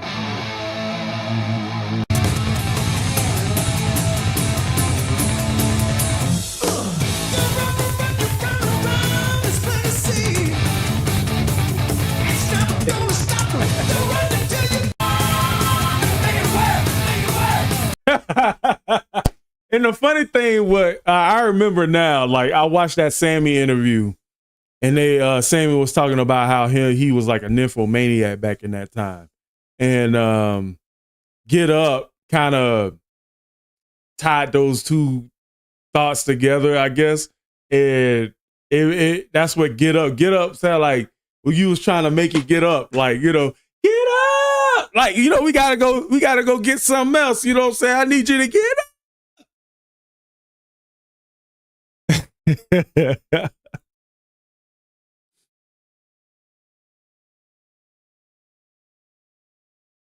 And 5150 is definitely good, man. I mean, if you look at the numbers itself, you look at the numbers, 1.7, 36 million. Sammy bought something in Van Halen that made them super commercial. You know what I'm saying? Like Sammy knew how to appeal to a wider audience with his music.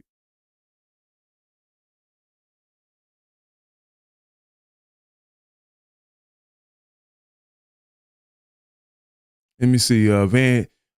Chain Grab Boy said, "Hey Muggs, I'm a bit behind on your stream, but I didn't want to come back live and say Van Halen actually covered you. You really got me to get attention on their albums. Covers were easier to reach fans." That makes sense, because even on YouTube, like if an artist is starting out, they always would. Like I seen like Dax and a few rappers do that. They'll do remixes to bigger songs. Like, you know, Dax, he just posted a song, Renegade remix. You know, so Renegade is a song made by Eminem, and so yeah, that makes sense. To appeal to a wider audience, you want to cover other songs. And I've seen a lot of the singers on YouTube too do that as well to build their channels.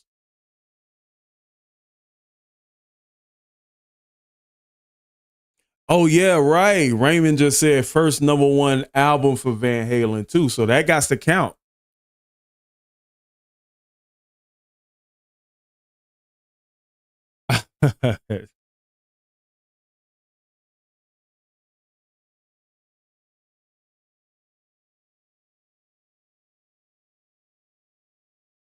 You know what I'm saying? Summer Nights was really good.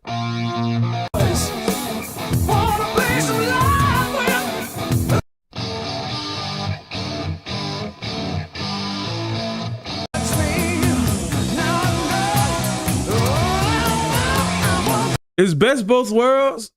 I like Best of Both Worlds. Best of Both Worlds, was that a cover? Best of Both Worlds. Now let the magic do the work for you. 'Cause honey, something reached out and touched me. Now I know, I want the best of both worlds. I really like that hook.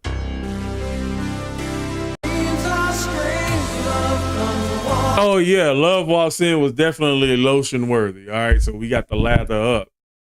We got the lather up for this one, y'all. Yeah, boy, that was that lotion song right there, boy. Boy, we got to get the lotion out. We got to get the lotion out.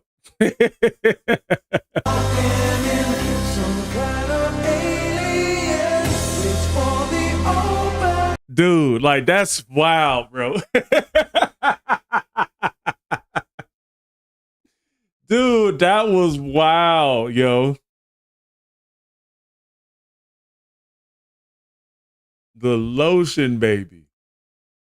The lotion. Moist strings. All right. 5150 is interesting, man. Like, cause I'm unbiased, bro. I really like good music. And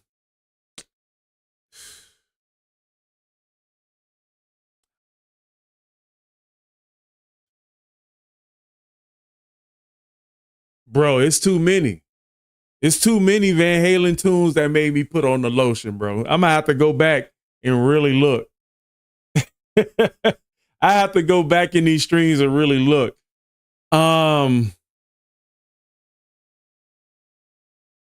Now, Rick, are you being biased when you say that?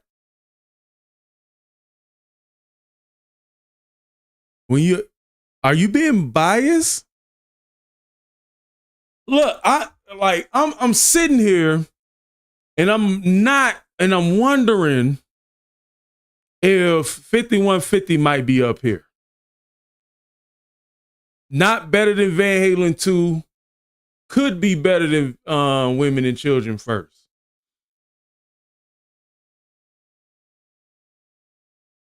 Dude, 5150 is really good.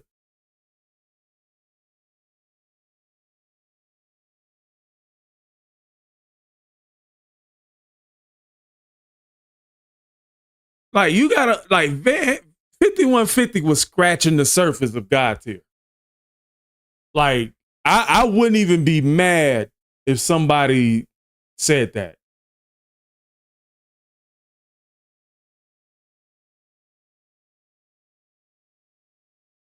Same road, but better than two. Trump says, really? Rick, I can't help it but sense a little biasness. I really do feel like 5150 is scratching the surface of God tier. Like let's say God tier is 10 out of 10, right? Van Halen 2, I said Van Halen 2 is like a 9.6. 5150 might, you could argue 5150 being, you can argue these two, man. I really do. You can argue whichever one could be here. But I'm telling you,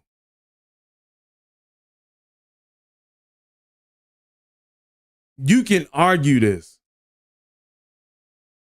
And I'm not even tripping, bro. You can argue Women in 5150 could be better than Van Halen 2. And vice versa.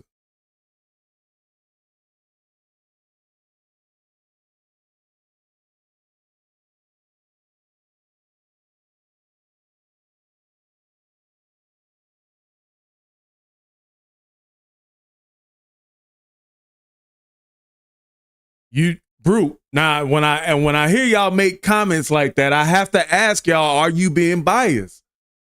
Are you being biased towards David? Like, I ain't got no loyalty to either one of them.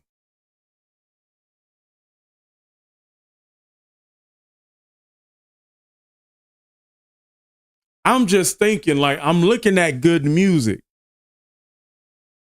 And if it was me, I would pop in 5150 before Van Halen 2.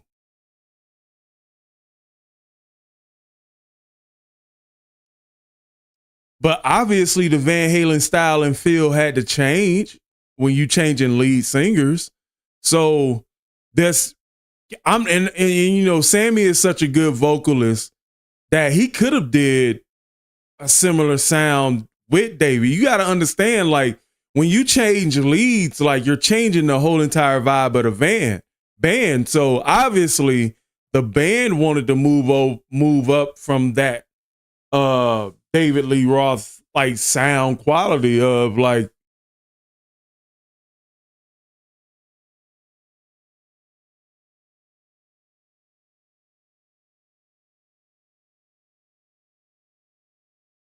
but more or less I'm talking about the overall body of work.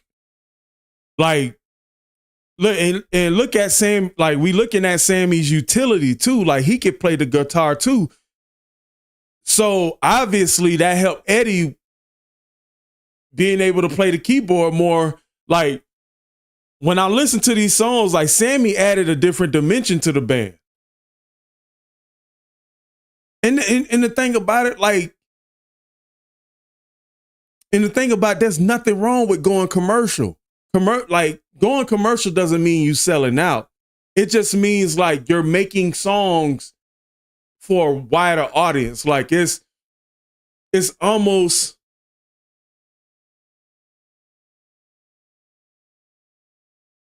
making some, like, it's either like, even with my reactions, like 2 years ago, I was doing, if you look at my channel, if you look at my channel, 2 years ago, this is what I was doing. This is the start of my channel right here. This is what I was doing, right? I was doing video game reaction content, right? And I did about 100 videos worth of video game reaction content. Like, just look at it. I did some anime reactions. I did some general reactions. And, you know, if you look at the views are not really going nowhere. So if I started to understand that, like, even though I want to react to video game stuff, to reach a wider audience, I got to go do something different. So I started reacting to more anime related things, you know, started reacting to that. And the views started kind of coming in a little bit. But then when I jumped to music, it's a little bit more wider audience. Started doing the Tom McDonald thing. And it just kind of opened the floodgates for the channel. And I was growing. More music. I ain't gonna lie, them thumbnails kind of cold though. I ain't gonna lie, like, you know what I'm saying? Them thumbnails kind of look good. So to go back to what I was saying, I don't think nothing's wrong with being more commercial.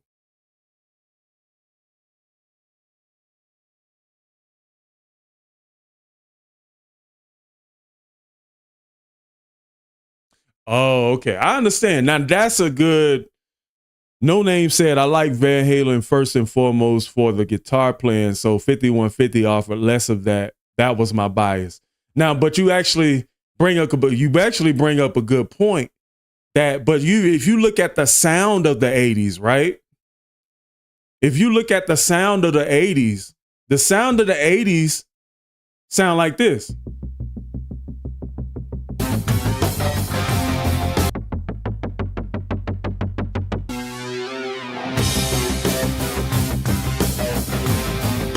Let's look at the landscape of music, right? The landscape of music was changing. And in order to be successful, even Van Halen had to adjust the way they played and adapt into the time. So they had to add different elements that was popular, you know, to be able to reach that wider audience.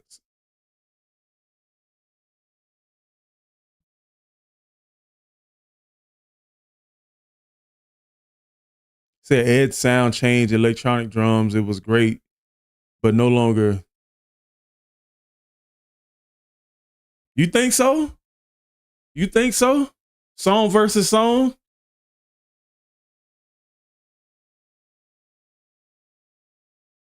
All right, let's see. Okay, it's YouTube music. All right, let's go on a different channel.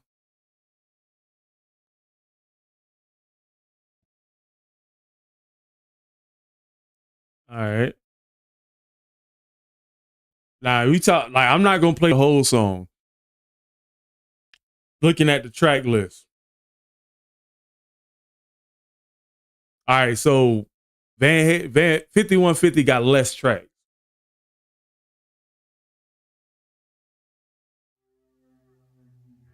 Well, I'm feeling better now that we're through. Bro, I can already tell this is gonna be hard. Hello. Woo, 'cause it's good enough to. So if you had your choice, which song are you playing first? Are you playing You're No Good first, or are you playing Good Enough first?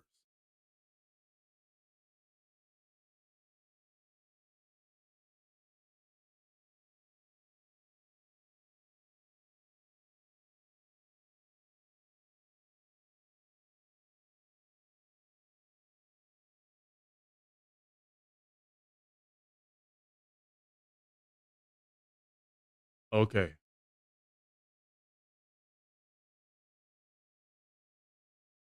Really? I thought Good Enough was an excellent opening. My thing when I listen to them side by side, Good Enough doesn't carry that same energy as You're No Good doesn't carry that same energy. You know what I'm saying? The bass is really driving the song in that aspect.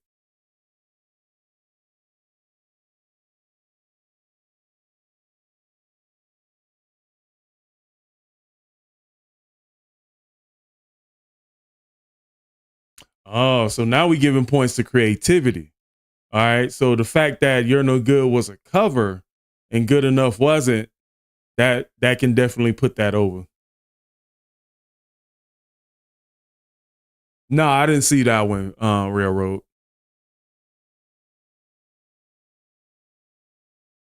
You think so? I mean, you could have opened it with Dance the Night Away. Yeah, you could have opened the album with Dance the Night Away, and I think that's better than Good Enough. But if we going track by track, why can't these be Love versus Dance the Night Away? I'm thinking, hold up. She's on fire, 'cause damn. Bruh, I ain't gonna lie, that's a hard one. So tell me what. Bruh, that's a hard one. That's a hard one. Because I like both of them.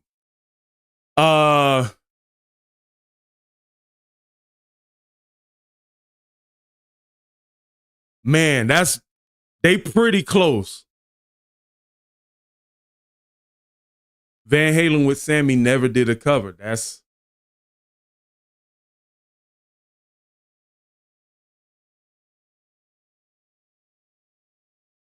for me. Why can't this be Love? Is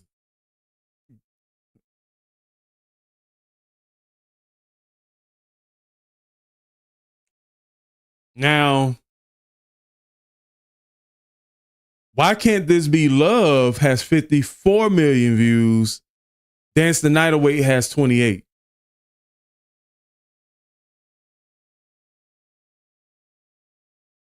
So if we looking at it from the view standpoint, the views gonna speak. The views gonna speak.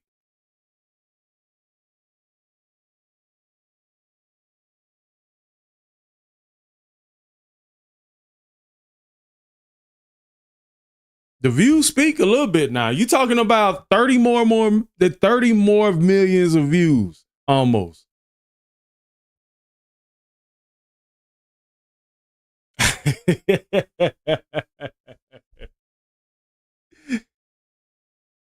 $30 more million views. That gotta speak a little bit, y'all.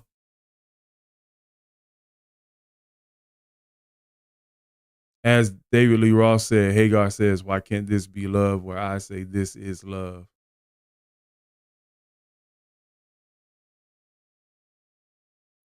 You know what? Thinking about that, that might be true. That might be true. Drew says something interesting. He said that honestly, for what it is, Van Halen turned out to be soft with Sammy. That's what brought women into the fold. That I'm not saying that Van Halen didn't have female fans with DLR, but I can see that. Nah, this is YouTube music.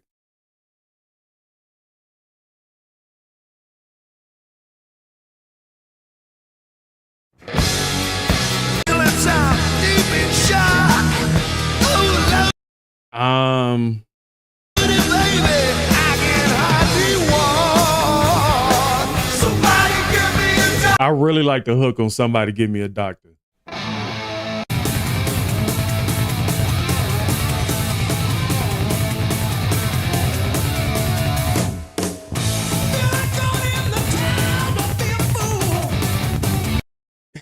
Get Up is a funny song to me.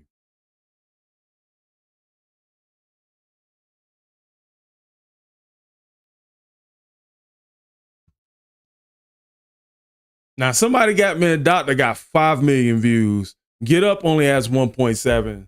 So if we letting the fans speak on that one, I would say that Somebody Give Me a Doctor is better.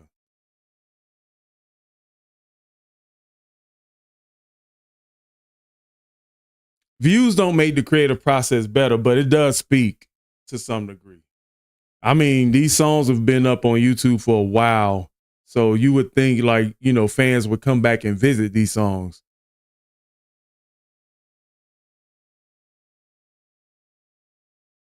And energy is very important when you listening to music too.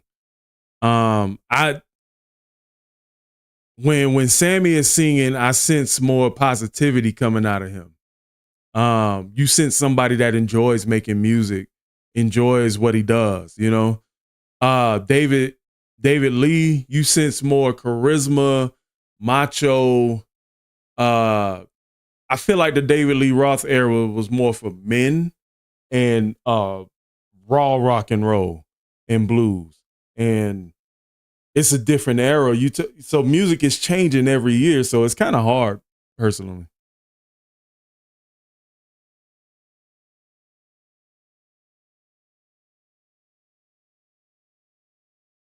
Like 5150 is definitely a more commercially viable album than Van Halen II. I don't know, man. I don't know. I'm really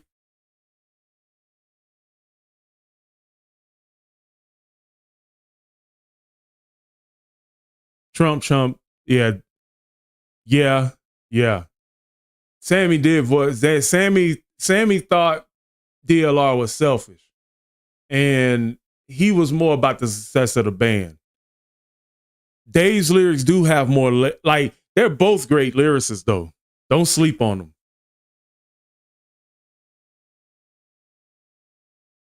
Like, but I like Dave's lyrics though.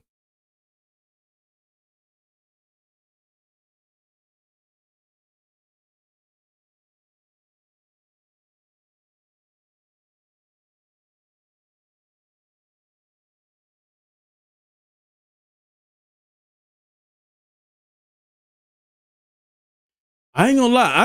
I think what I feel comfortable with, I feel comfortable with this. I feel comfortable with that. I feel comfortable with that.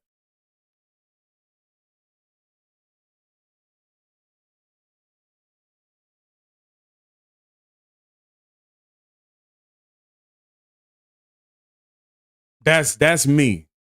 It's not a knock on nobody else but me. So argue with me, but this is what I'm thinking. This is what I like to see. I thought 5150 was a great album.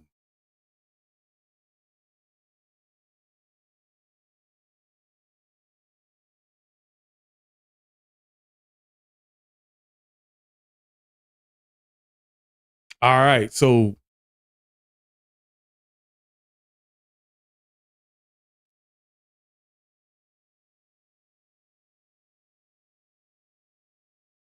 now OU812. If OU812 is next, I don't think OU812 was down there with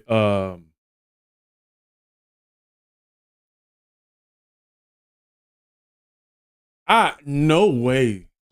I think you smoking ganja if you think OU812 is down there with Diver Down. I mean, OU812 is good. I would put, here's my preliminary thought. I would put Good Vibes. OU812 is Good Vibes. It could be a solid album, but I think OU812 is here.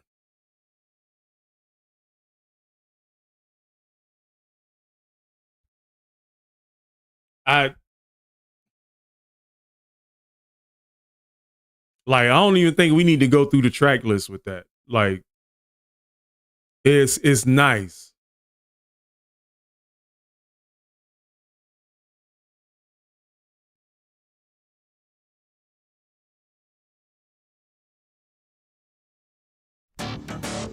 Back again. Yeah. Till things get out of control. Honestly, you know, and When It's Love got 51 million views. Naturally Wired did pretty good.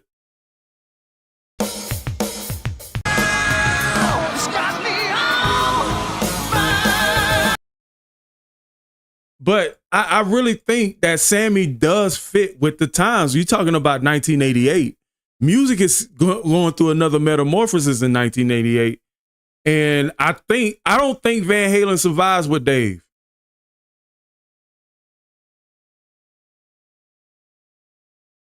I don't think I don't think they survive with Sammy. I don't think they survive with David in the 80s. Because I think when I look at David Lee Roth's personality, I think he would have had Van Halen stuck. And if you look at the fan base, I think the hardcore fans would have been fine, but I think as far as records and you look at the visual appeal, I don't think Van Halen makes it out of the 80s.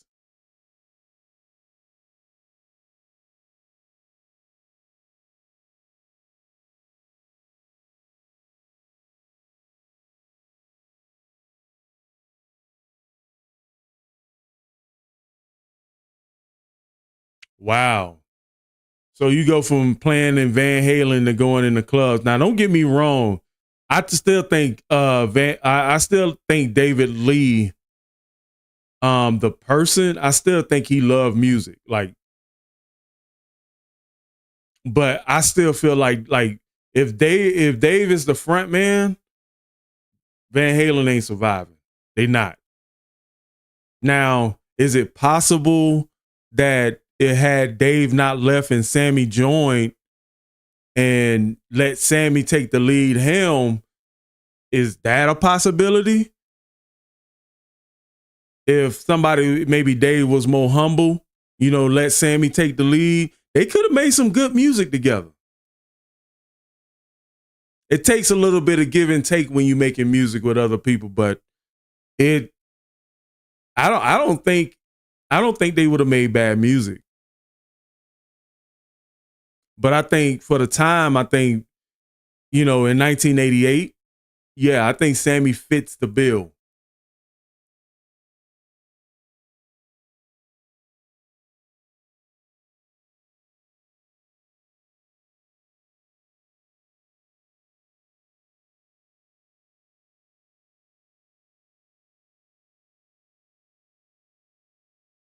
So as much, I feel like as many people that hate Sammy Hagar Van Halen, like Van Hagar, as y'all would say. I think OU812 is still a like it's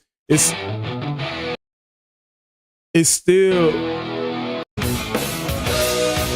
That's alright. Cabo Wabo was really good. Baby, you know I like. Like Black and Blue was really good. Black and Blue was kind of cheeky though. The harder the better. That's definitely good vibes. It's a good vibes. Like there's nothing else to say. Okay.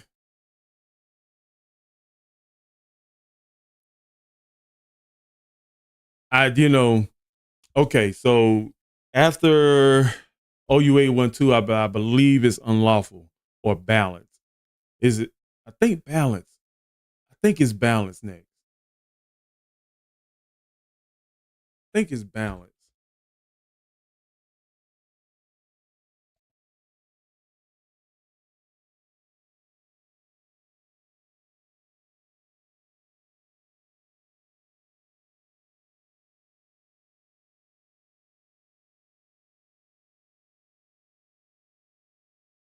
Nah, Balance was 1995. Nah, it's Unlawful. I think it's Unlawful. Unlawful is next.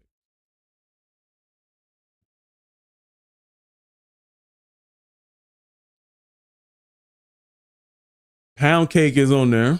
Run Around, Man on a Mission, The Dream Is Over. I tell you what, Van Halen sounded much more mature on this album from what I remember.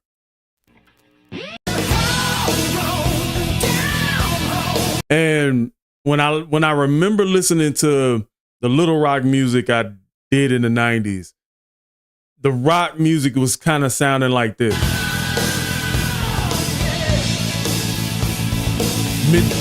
The mix was really good. If I'm just judging it from a classic album of just sounds, this was really good. This was really good. Unlawful and Carnal Knowledge was really good. It might be better than OU812.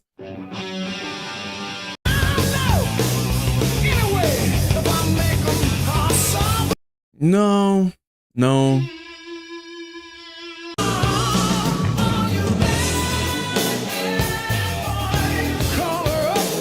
On the baseline. It's funny, man, because Sammy added a little bit of comedy to Van Halen, man. He made their music sound fun.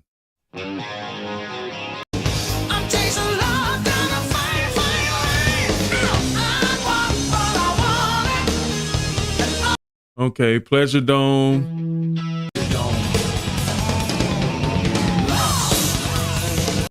He say, did you ever see? Nah, I didn't see the Poundcake video yet.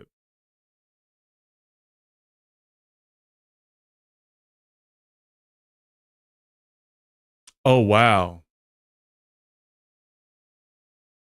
I didn't know that.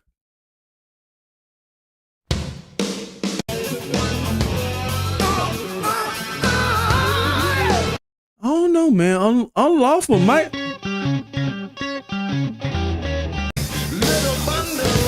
You know what, though? Hey, come on, man.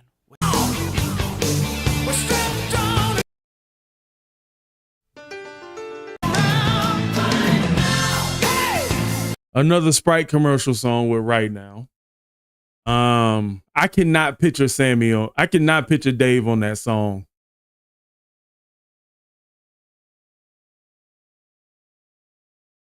I cannot picture Dave on this song singing Right Now like that. Sammy would have did something else. I mean, Dave would have did something else on this song. I don't think. Stay now. This album is up there for sure. Let's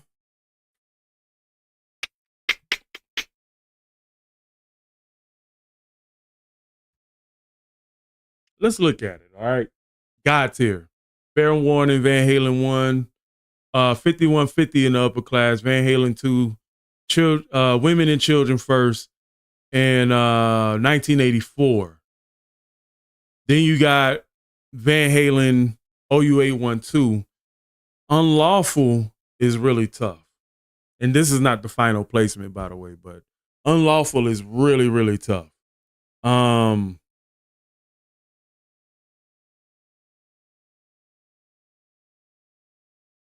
think it's better than 84?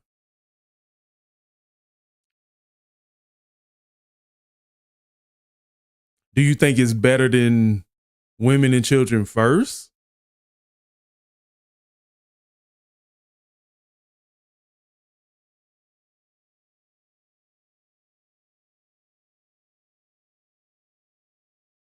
No. Love this album. But it's better. So, okay, so you're saying it's better than 84, but not better than Women and Children First. So that would knock 84 down to Good Vibes.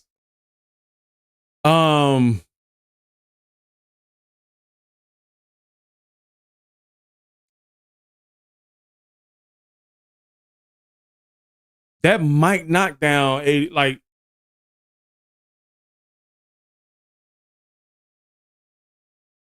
it's better than OU812. I can see that. I ain't even mad at that, actually. But y'all saying that 84, because like I said, like when it comes to 84, it's like bottom tier upper class. So it could be Good Vibes.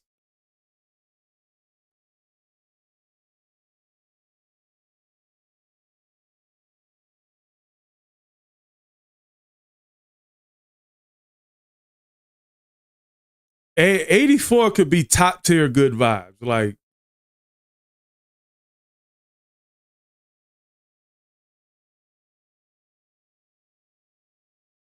but you get it. But honestly, I wouldn't be mad if somebody said this.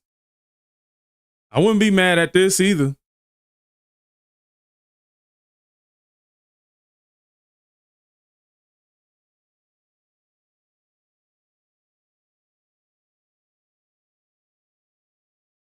Nah, I ain't shy.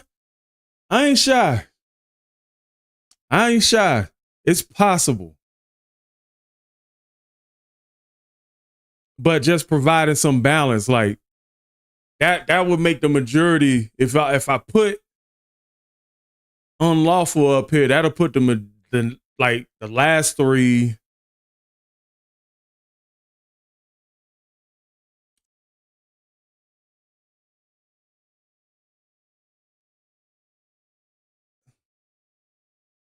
Might need an extra. I don't know. I don't think we need an extra roll. I think we okay.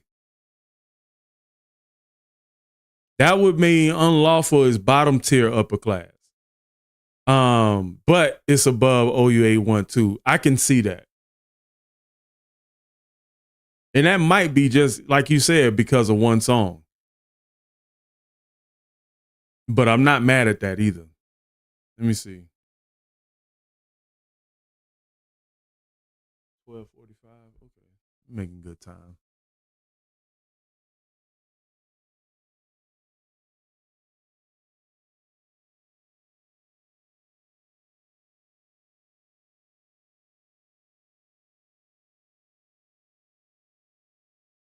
All right. So after that was Balance. Honestly, I'm putting Balance. I'm gonna preliminarily put Balance here.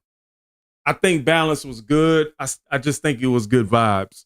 I wasn't particularly like when I think about Balance. I don't remember it standing out that much.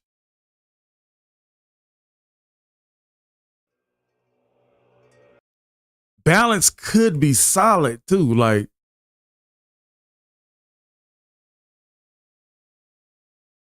Balance might be solid. I might be tripping.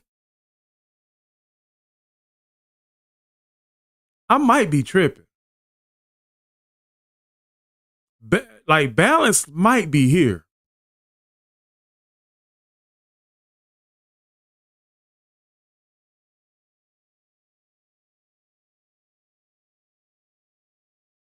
I don't think it's better than OU812. I don't think balance is.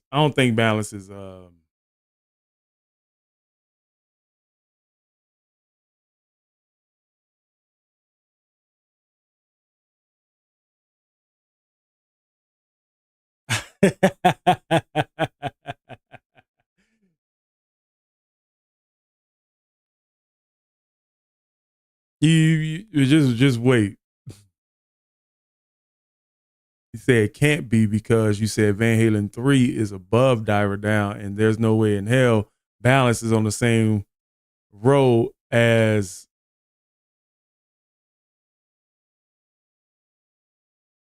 Hey, shout out to Kevin McNair with the $10 dono, man. Definitely appreciate him. It's his third super on the live stream, man. So hit that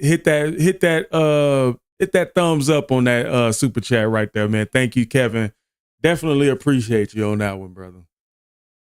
Kevin, ever since he started coming in the live streams, he be showing love. Yeah, I know what you mean. I don't know. I mean, like, so what's after this is Van Halen 3. Now, the biggest discussion, we already know Van Halen 3 is Booty Liquid. But the problem is it low tier Booty Liquid or high tier Booty Liquid, okay? That's the problem here. We trying to decide what degree of Booty Liquid Van Halen 3 is. It didn't sound bad to me. It just did not have even, and that's the because it could be dried Booty Liquid right here. You know what I'm saying? But it could be moisturized. Never mind. Let's not say that. Dumpster fire Booty Liquid. Wait till y'all see this this here by the community. You'll be surprised.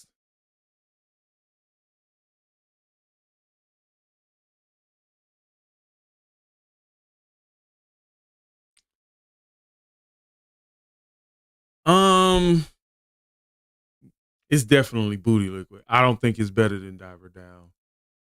So it might be prune juice, dried booty meat. Okay.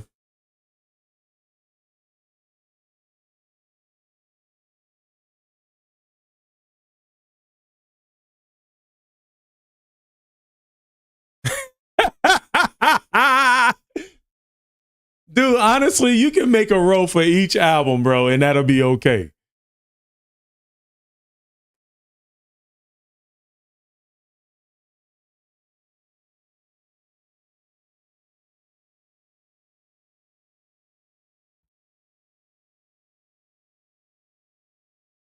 I still think Diver Down is solid. It's right under solid. I just didn't like it because it just sounds so uninspired. Van Halen 3 was the same way. So the last one, preliminarily, I'm gonna put this here. Why? Because I'm gonna say this. Is good vibes and nostalgia. It's good vibes and nostalgia for the entire fan base. It's a full circle moment for the band when you had David Lee spun the block and come back and do one last album. But I don't know if I could put that over OU812.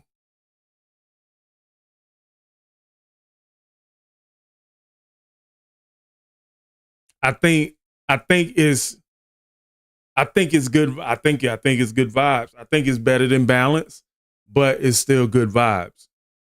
Big River. Honestly, yeah, let me do that. Because Big River made me cry.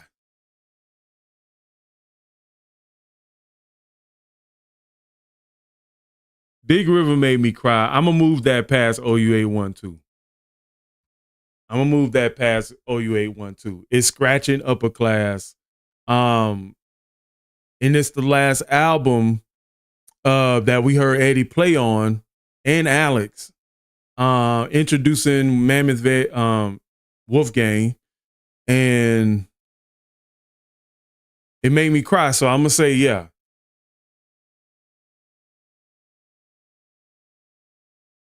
Bruh, if we do a song tier list, we'll be here for about 6 hours.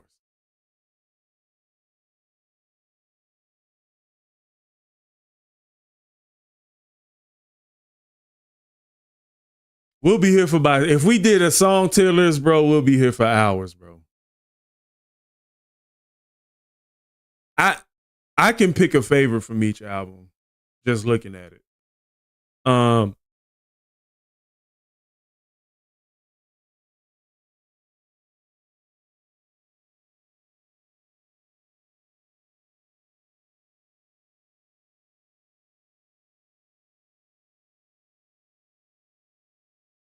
Yeah.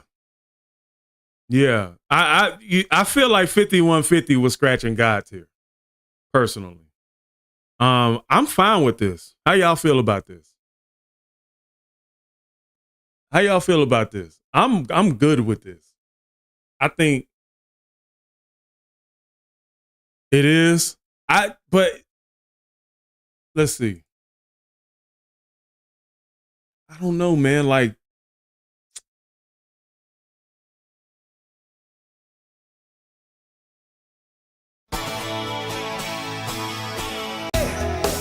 and do anytime.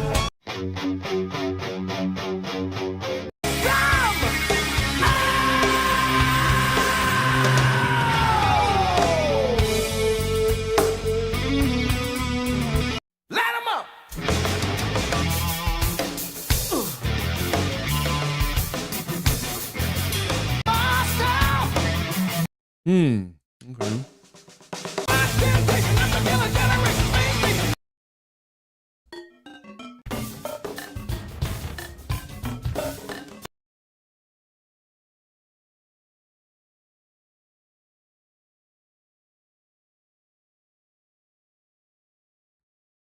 Nah, I don't think this is better. I think it's solid. I think it's solid. Nah, man, 5150 was scratching God tier, man. Like, that's the first, respectfully, the first albums between Sammy and David Lee were both God tier.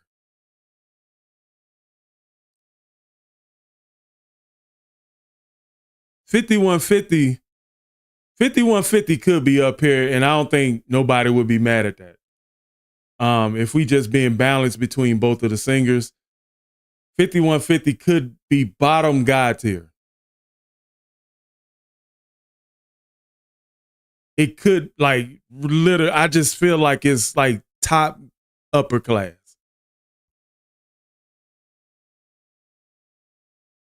So y'all would think 5150 is God tier. It's like bottom God tier. So y'all would graduate 5150 into God tier. What's up, Tim? How you been, bro? Long time no see.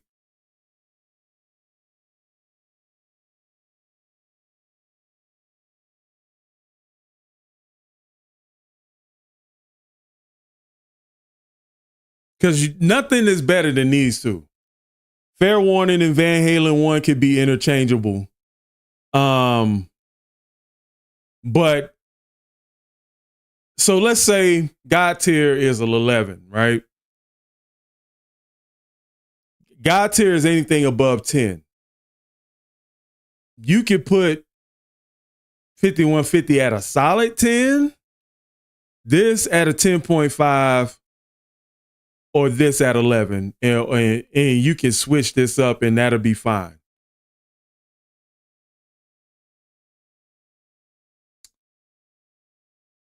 You say, let me ask you a question. What would prevent it from being God tier? That's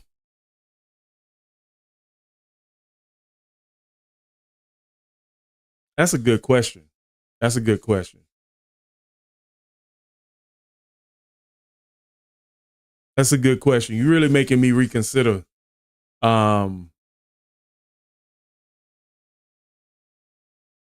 You really are making me consider that.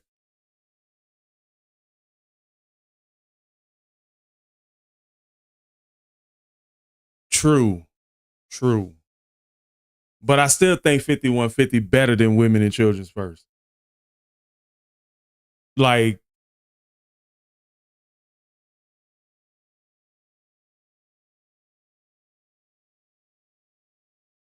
now look, if I could put Live Without a Net up here, Live Without a Net is definitely God tier performance.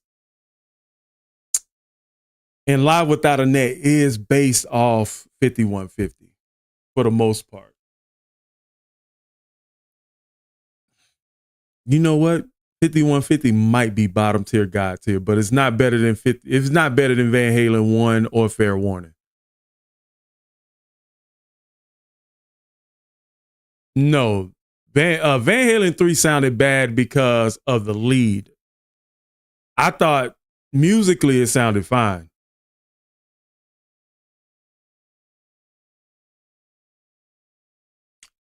We gotta find space like for a solid, like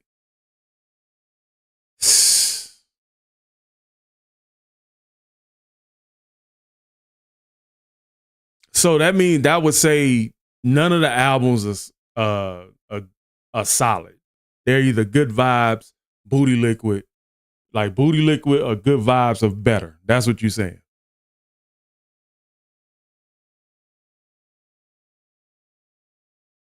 Yeah.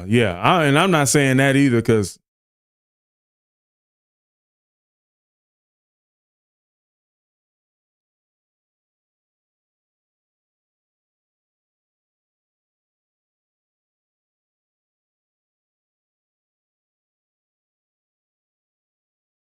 yeah. So you agree with Maddox?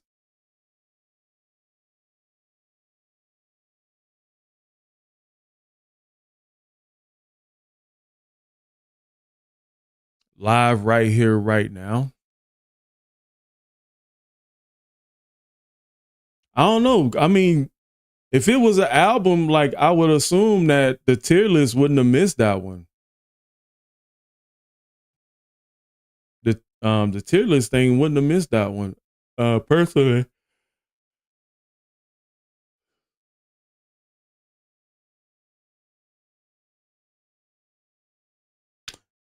That's the thing though. Like I said, we rating the albums and labeling like the discrepancies between the albums.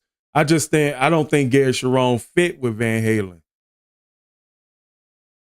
Like I feel like when you get a new lead, man, y'all should like really push the album back until they really found that perfect sound that you need with a new lead. You know what I'm saying? I think when it came to Sammy joining a band, I think they had time to really hash out the differences musically and put out a good product. I don't know if they was able to do that with Gary Sharon. Yeah. I can take at least 2 songs from each of these albums and create a greatest hits.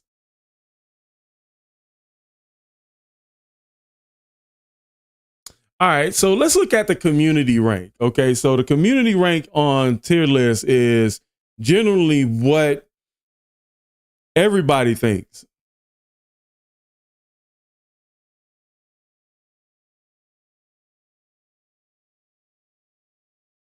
So let's see.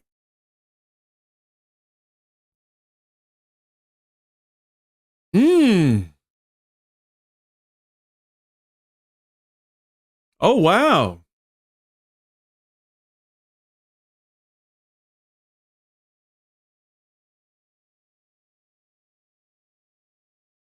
Wow. So Van Halen 1, fair warning, but somebody put 84 up there as God tier. Van Halen 2, 5150, Women and Children First. Diver down as Good Vibes. Must balance, Unlawful. OU812 is solid. You know, I'm not even mad at this. I'm not mad at this. Not at all. I'm not mad at this because there's an argument for all of it.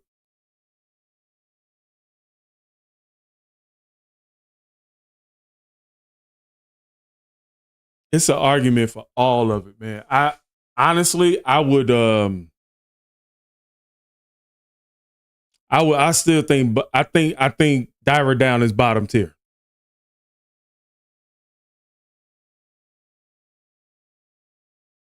I don't think 84 is up there. I wonder what they based this list off of. Did they base it off album sales?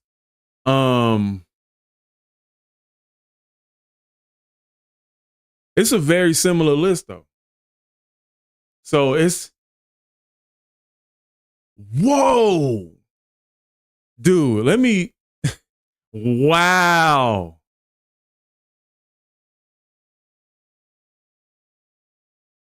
Wow. Somebody put Fair Warning Standing Alone at the top. The funny thing is that this guy put Fair Warning B tier on the same row as OU812. He's a hater. He's a hater.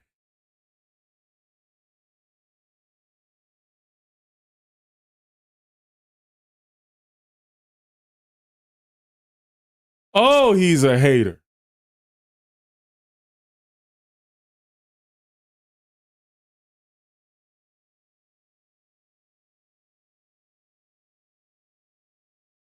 Let's see. I ain't gonna lie, most people got Van Halen, so we was right on that. There's a lot of interchanging between Fair Warning being God tier.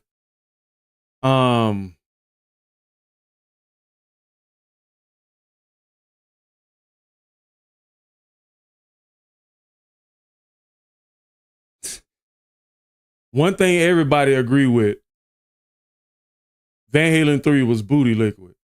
And some people put A Different Kind of Truth in the same row as Van Halen 3? I don't know what to think about that.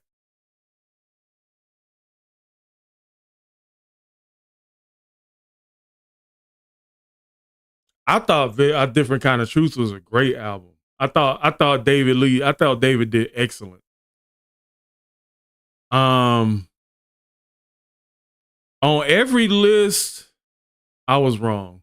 I thought just about on every list, 84 is up there. It'd be the God tier upper class.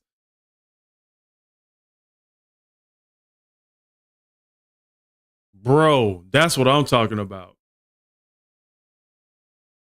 That's what I'm talking about. Some of this, I'm not mad in how they interchange, but having Unlawful, Van Halen 3, you're a hater. You're a hater. I don't know who did this. This guy right here, dude, you need new ears. A Different Kind of Truth was great. I felt like A Different Kind of Truth was good vibes. Maybe I would say maybe I need to re-listen to Diver Down. I was just disgusted with Diver Down. But I'm not mad at my list either. I think my list is fair. I think my list is fair. There ain't no hating. It ain't no hating, bro. This is all on good music, on the quality of good music.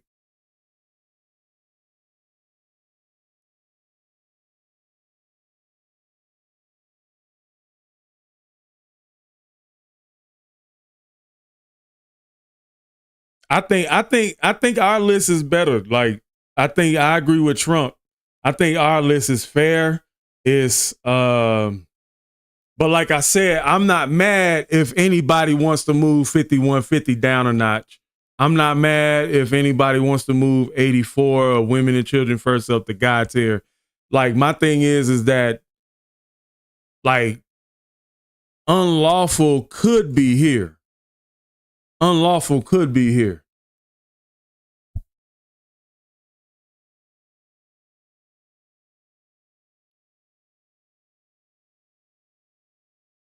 I like our list. I like our list. I think I'm gonna save it.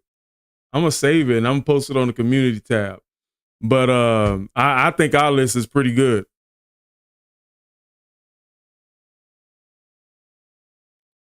Like I said, any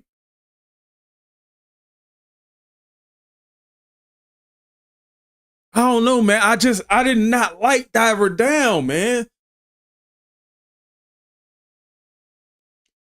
I didn't like it. I didn't like Diver Down, man. I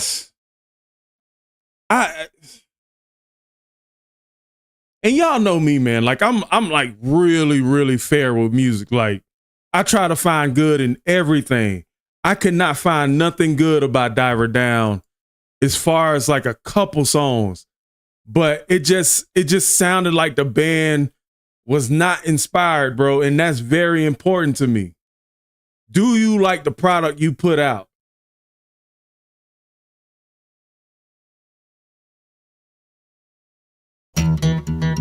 Love that one, heart and soul in the groove, on the go, you know. And like, I feel like, man, just get Little Guitars, Full Bug, and Wherever All the Good Times Go. Can we just take these off the album and maybe put them somewhere else?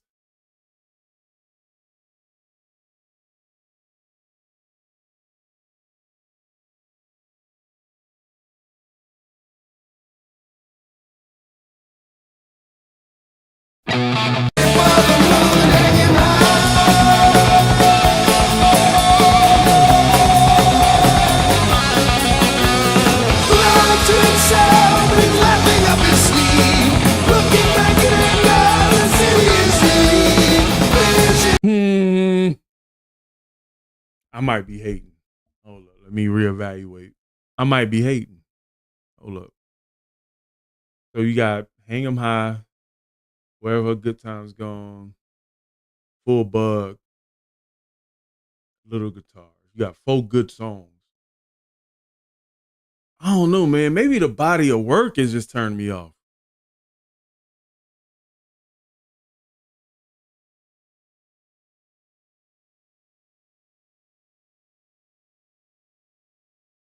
I don't know, man, but we judging this by the entirety of the body of work, not by single by single. And I don't like it as a body of work.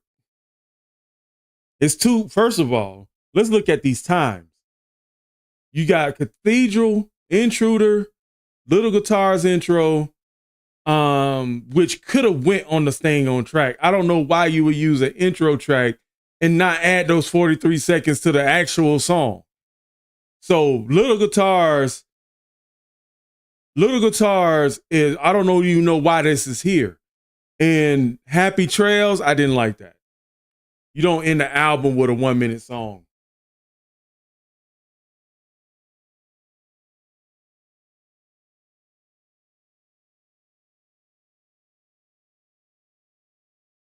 Did I like Secrets? Hold on. She got rhythm, got that rhythm of the road. She get crazy, she can go. You know what?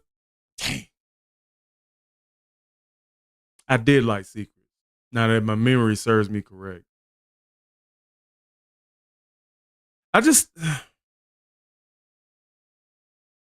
I'm fighting it now. I'm fighting it.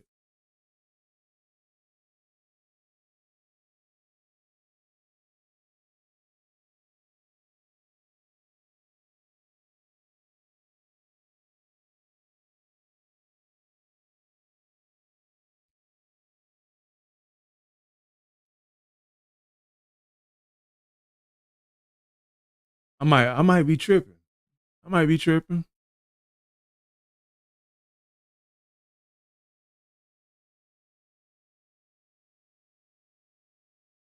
I don't know. I just remember when I did the live stream, I didn't like it because it wasn't just the covers. It was just, they just sounded like they were done.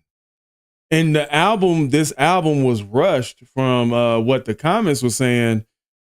And it felt like it was rushed.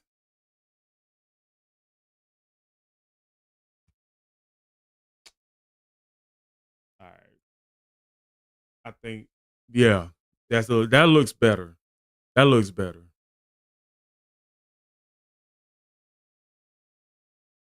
That looks better. I go with that. Final, yeah, final. I think that's good.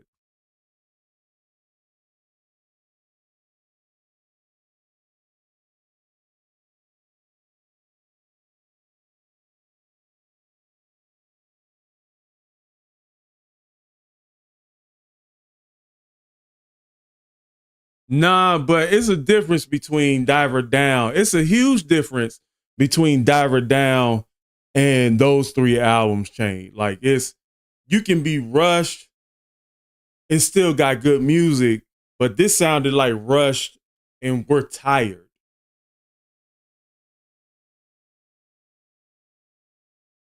I think that's a good looking list. I think that's a really good looking list.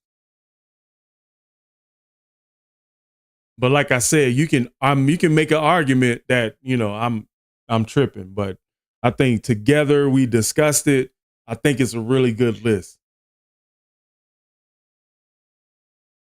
Yeah. Like to me, when it comes to Diver Down, it was solid, but them boys sound tired. Book it, Dano. Oh yeah. No, it wasn't. It wasn't that. It wasn't that. I'm not particularly swayed by even just the original artist comments, but that helps. That helps me understand why I feel the way it does. Like if Eddie felt like he was uninspired, I sense that, listen to it, the whole body of work. I felt like this list is well thought out, man. Like I think I clarified like every point made and made a case for every album. I think every album stands on its own in a certain different way. There's definitely argument for order, but where it stands, I think, yeah. Because you know what I'm saying, I could be totally biased and put all the Sammy songs from Good Vibes on down and just keep all of but a well balanced list is better than a biased list.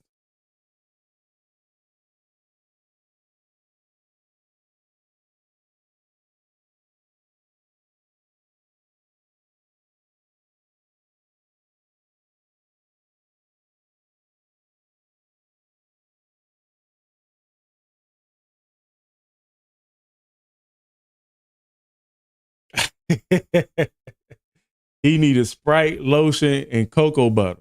Well, cocoa butter is lotion. All right, so what time is it? All right, so what I'm gonna do? This stream is pretty much done. This stream is pretty much done, y'all. I think we did a good job. We got the David Lee Roth stream coming up in about an hour, so I'm gonna push that stream to about 3 o'clock. And that stream will be multi-streamed on a lot of different platforms. So, because we're gonna have to, I won't be able to get off. I will not be able to do that whole stream. I'm not at all. And plus, I know David Lee. Whoever does his stuff, they block videos. So, I'm gonna have to be real careful about that stream. So I'm gonna need to have Twitch. I'm gonna have to have Twitch and Rumble open for that one.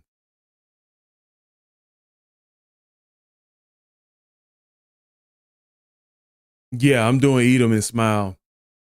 So if you guys want to go, I'll show y'all. Yeah, so we got the Eat 'em and Smile album. It's supposed to happen at 2 o'clock, but I'm gonna switch it to 3, give myself a break. Um, but if you guys want to go and check that out,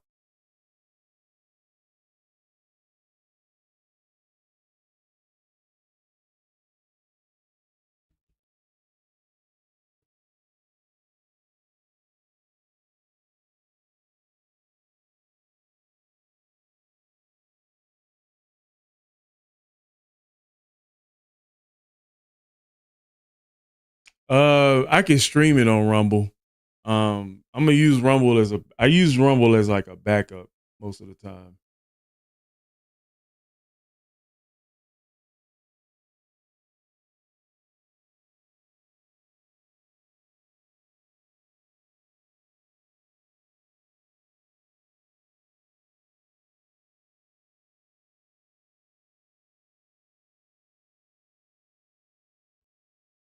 Am I streaming on Twitch? Hold up.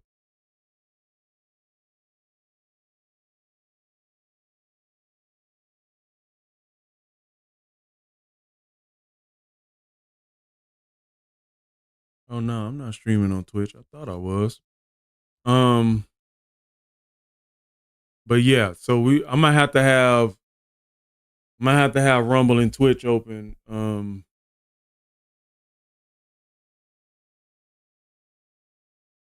Hopefully the multi-stream can work. Otherwise, I'm gonna have to try to find something else to do.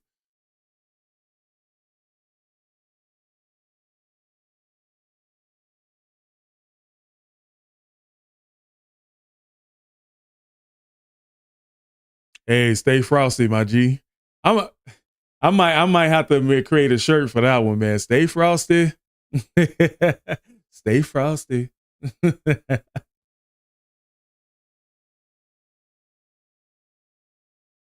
But yeah, I'm gonna get out of here, man. We did pretty good, man. Next up, in about, let's say 3:00 Central Time, we're gonna be doing Eat 'em and Smile here. Before we even start that stream, you guys can go in the description box of this video and go subscribe to Twitch or Rumble so you guys can be informed there. But with that being said, I catch you guys at another one. All right.